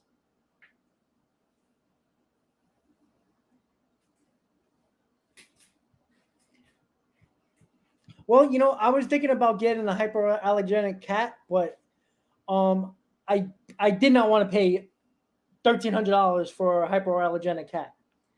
I took a risk because I didn't know how bad my eyes were going to be, but at the end of it, honestly, it's worked out. It's been the hair off the cat doesn't bother me. It's when I pet the cat and the hair, I rub my eyes. So it goes. So.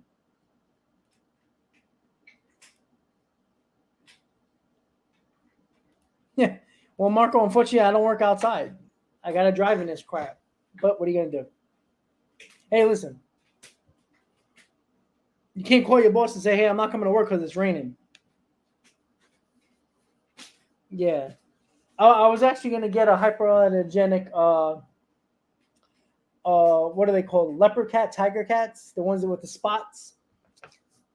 I know a friend who has one, and it's really cute, but I went to an adoption center because, these cats, especially, during the pandemic, there was a lot of adoption centers they got all their cats and dogs adopted. But I went to the like a mom and pop's ASPCA. It was called Bobby and the Strays. If you're in Queens or in New York, you know about them. And I wanted a kitten. I didn't want an older cat. So I went to them, and my cat Shay was part of a 6-litter bunch of kittens, and I was in a room with his brothers and sisters, and there was all different color cats. There was Shay, obviously the tuxedo cat. There was a couple of orange cats, and there was a gray cat, beautiful gray striped cat. But Shay was the only one that came up to me and wanted pets, wanted to get his belly rubbed. So, and right away I'm like, I got to get him because he was the one that came up to me. The other ones didn't, so I took him. So, it's probably going to be under 4.5, to be honest with you.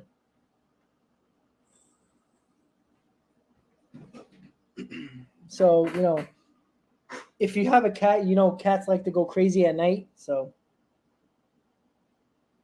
no, they were actually all the litter that I saw that was Shay's brothers and sisters. The adoption center, they named them all after breads. Brioche.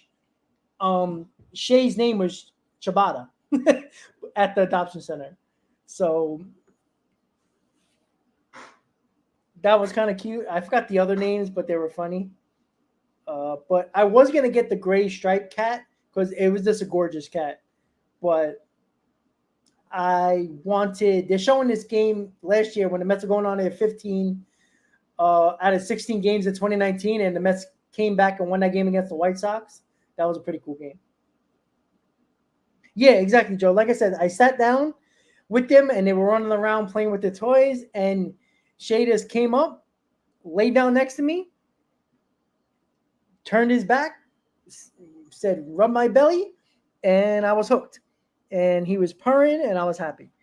So I waited him to get fixed, and he was on medication. The whole litter was because they just came from outside, so they were taking their medications and all their shots. So I had to wait until everything. Paul, I think there was one. There was one named I think loaf, I think it was too. It's kind of funny. Wheat was one of them. Yes, that's a good one. French bread, probably not. Yep. Well, the A's might as well sell. I mean, they're worse than the Mets. So guys, I'm gonna give it about 10 more minutes. If they're not gonna call the games, I'm gonna have to go since I gotta make sure Shay's got his food and his water and take a shower and then go to work. Oh, a Persian calico. Yeah, I heard of those. Yeah, they're feisty. Beautiful cat though.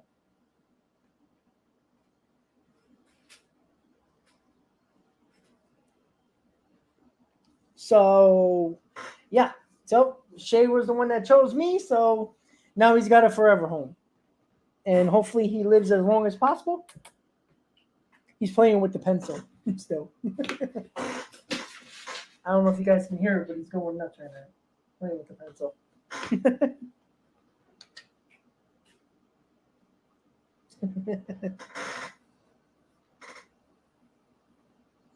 So I don't know if they're going to call. I'm assuming they're going to call this game and play the rest of it tomorrow, because it doesn't look like the rain looks like it's not going to stop until after 11. Yeah, it looks like it.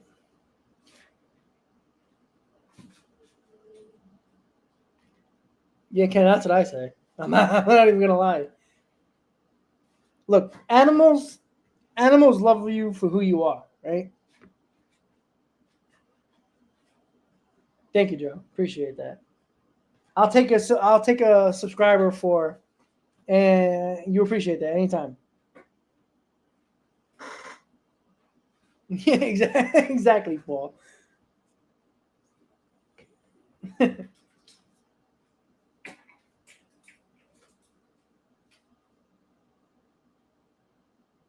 So they're showing amazing finishes 2019. I think this is the one where Pete Alonso hits that home run. You know, that whole thing that was going on with I forgot the pitcher's name. I don't even think he's in the league anymore. But I think he hits that home. Yeah, he hits that home run in the ninth. That guy that was going for the Rookie of the Year too. That was great. That was a fun game.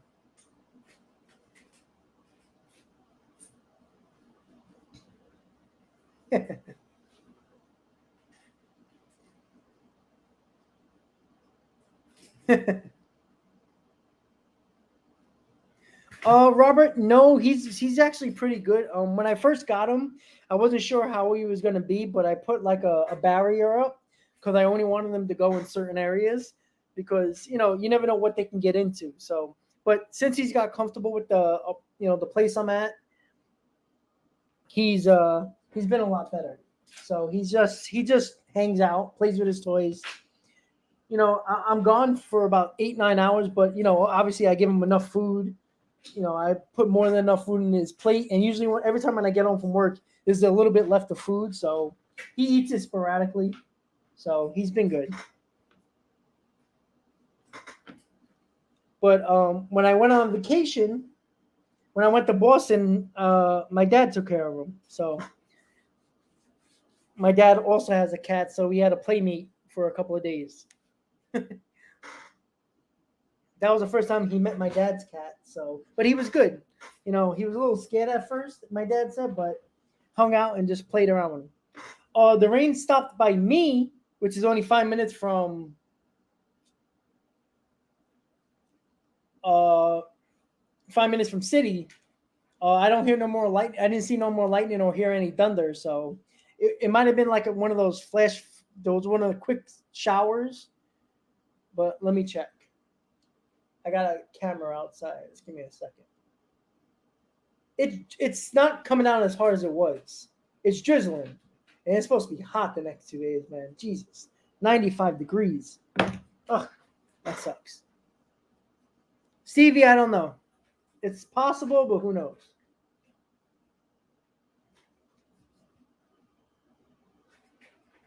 So, once again, guys, if you're just tuning in, the Mets are in a rain delay. Tarper's on the field in the bottom of the 8th. The Mets just tied the game with a Daniel Vogelbach single between first and second. and DJ Stewart got hit by a pitch to make the bases loaded. Canada was going to come up, pitching change was going to happen, and then the rain came. And that's where we are. I'm not sure if they're going to restart this game tonight. They might just do it tomorrow, before tomorrow's game. And that's about it. If it actually, I might just buy tickets to tomorrow's game so I can get there to that game tomorrow. That would be cool.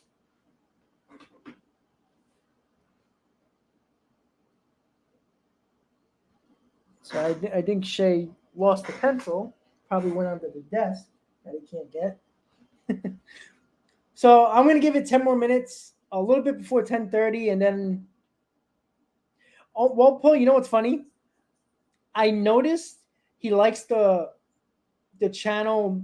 He likes the Discovery Channel, and since it's Shark Week, he likes the water and the blue on the TV. And he actually like when I come in sometimes, I leave the TV on, and like hot days like the last couple, like today, I leave the AC on because it can get hot, and I got a lot of windows, so even though with the blinds and stuff like that, the heat can absorb, obviously make the apartment the place hot. So I leave the AC on and the TV on. So he usually he realizes that it's cooler in the room. So he sits on my bed, lays down, watches TV. He likes the Discovery Channel, apparently. So I'm going to try to get this pencil from him. I don't know where it is. I'll be right back, guys. Give me a second. You have the time of your life because the Mets are really socking the ball, knocking those home runs over the wall. East side, west side, everybody's coming down to meet the METS Mets of New York town. Oh, the butcher and the baker and the people on the streets, where do they go? To meet the Mets! Oh, they're hollering, they're cheering, and they're jumping in their seats. Where do they go? To meet the Mets! All the fans are true to the orange and blue, so hurry up and come on down, 'cause we got ourselves a ball club, the Mets of New York town. Give them a yell! Give them a sorry, guys. Why not? A little rain delay music, right? Well, I mean, usually, I think Major League Baseball waits about an hour and a half before they suspend or call a game. But because at Fenway, I literally, I don't know if you guys follow me on Twitter, but I posted a video on Twitter and I posted a YouTube short.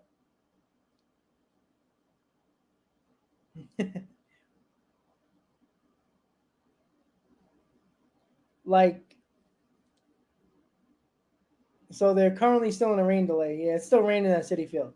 Yeah, so what was I saying? Oh, so I was in Fenway, and if you watch my YouTube short, Fenway was basically flooded everywhere.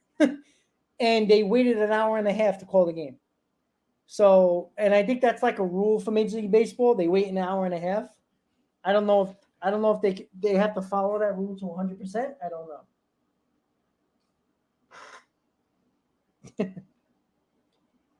Well, it was funny. The other yesterday, Shay was actually watching the game with me, the Mets Yankee game yesterday. I was laying down in the bed, and he was just there watching the game. He likes the ball moving, jumping around and stuff like that. So, so guys, I'm going to give it a couple of more minutes. Oh, Michael, that sucks. So if that game does get suspended, do they give you your money back and you just can't lose that parlay? That would suck. Yep, I agree. But you know what? It's, yeah.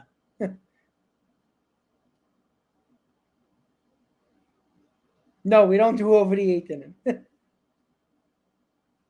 Unfortunately, they just play from where it is. So I'm going to give it 5 more minutes, guys, to see if there's any update on the game, but I would have to get ready to go to work. And then I will see you. I'll probably do a video tomorrow previewing the deadline.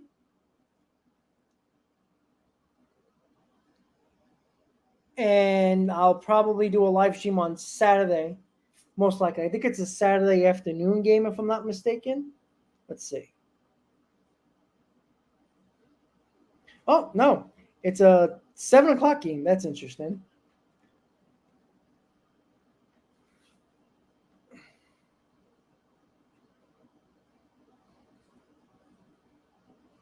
Yeah, it's not even about like the rain when it comes to teams that don't have retractable roofs. It's just that, especially the Northeast teams, the majority of the year, like April, the whole month of April, the weather can be crazy. Some parts of May, and then in the summertime, you always get the chance of rain. So, I don't know why, Citi Field, remember, Citi Field, the Wilpons were too cheap because they were going to put a retractable roof on it. The first architectural drawings had a roof on it, a retractable roof. But because it was going to be an extra, I think, $500-600 million, the Wilpons didn't want to go half with the taxpayer money. So, unfortunately. So, I'm going to give it 2 more minutes, guys, to see if there's still in a rain delay. It's still raining. I do think they're going to call this game and play the suspended game tomorrow prior to tomorrow night's game. Yeah, well, I don't even know about that, to be honest with you, Right Wing. I don't think so. Because usually humidity is not that crazy. Maybe in late July, August. But other than that, it's mostly because of the cold weather. Like, I mean, I'm probably at more games where I'm freezing my ass off at Citi Field than I am in games that are hot or comfortable. Like, honestly. Anytime, Joe. Have a good day. Yeah, I mean, well, it is, what are you going to do? I'm not one of those people that, like, there was only one time I left the game because of weather. And I never forget it. It was like the first couple of seasons of Citi Field. I think it was probably maybe 2011, 2010, 2011, maybe. It was actually, I swear to God, it was probably 20 degrees outside. They were playing in Philadelphia. It was my first time buying I think it was like 6-game package at the time, and the Mets were getting their ass kicked. It was literally the 5th inning. They were losing like 7-0. I swear to God, I was in left center field. I mean, sorry, not left center field. I was in left field foul area. I froze my ass. I swear to God, I was never so cold in my life. And I went to opening day in 2016 when it was like 30 degrees and the wind was crazy. I wasn't that cold. Last year in the playoffs, game 2, it was freezing. I was never so cold at a game in my life than that game in, I think, 2011 against Philadelphia. I left in the 5th inning. I could not feel my hands, my feet, my face, anything. I couldn't. I was like, you know what? The team sucks. They're not winning. Oh, it was terrible. I tell you. Rough time. The only time I ever left the game early. So they're showing the game I was talking about when Todd Frazier hits the home run, the 3-run homer.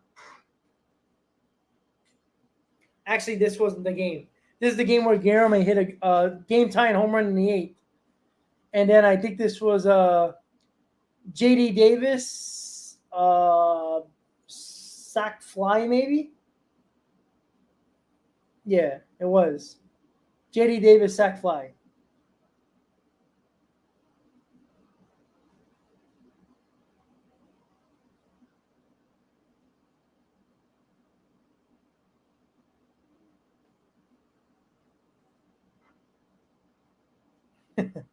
J.D. Davis. Oh, boy. Yep, that was fun. Then the next night, or was it the night before? That's when, and that place was packed. That was when the Mets were going through their 15-16 run, 15 out of 16. Citi Field was jumping. I never. Citi Field was never as loud. When Todd Frazier hit that home run, that game-tying home run, I never heard Citi Field that loud, even in the playoffs in 2015. 15 was loud, but it's crazy. All right, guys, so it's looking like they're not going to make a decision for at least another half hour or so. So what I'm going to do, I'm going to end the stream. So everybody have a great night.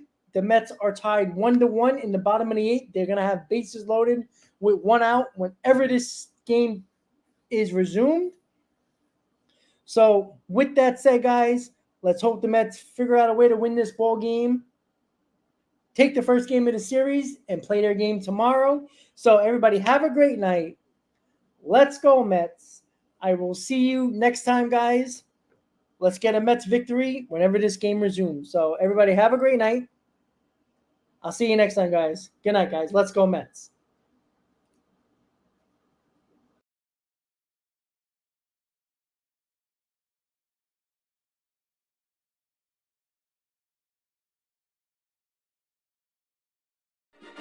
Give 'em a hand and let 'em know you're rooting in the stand. Come on and meet the Mets.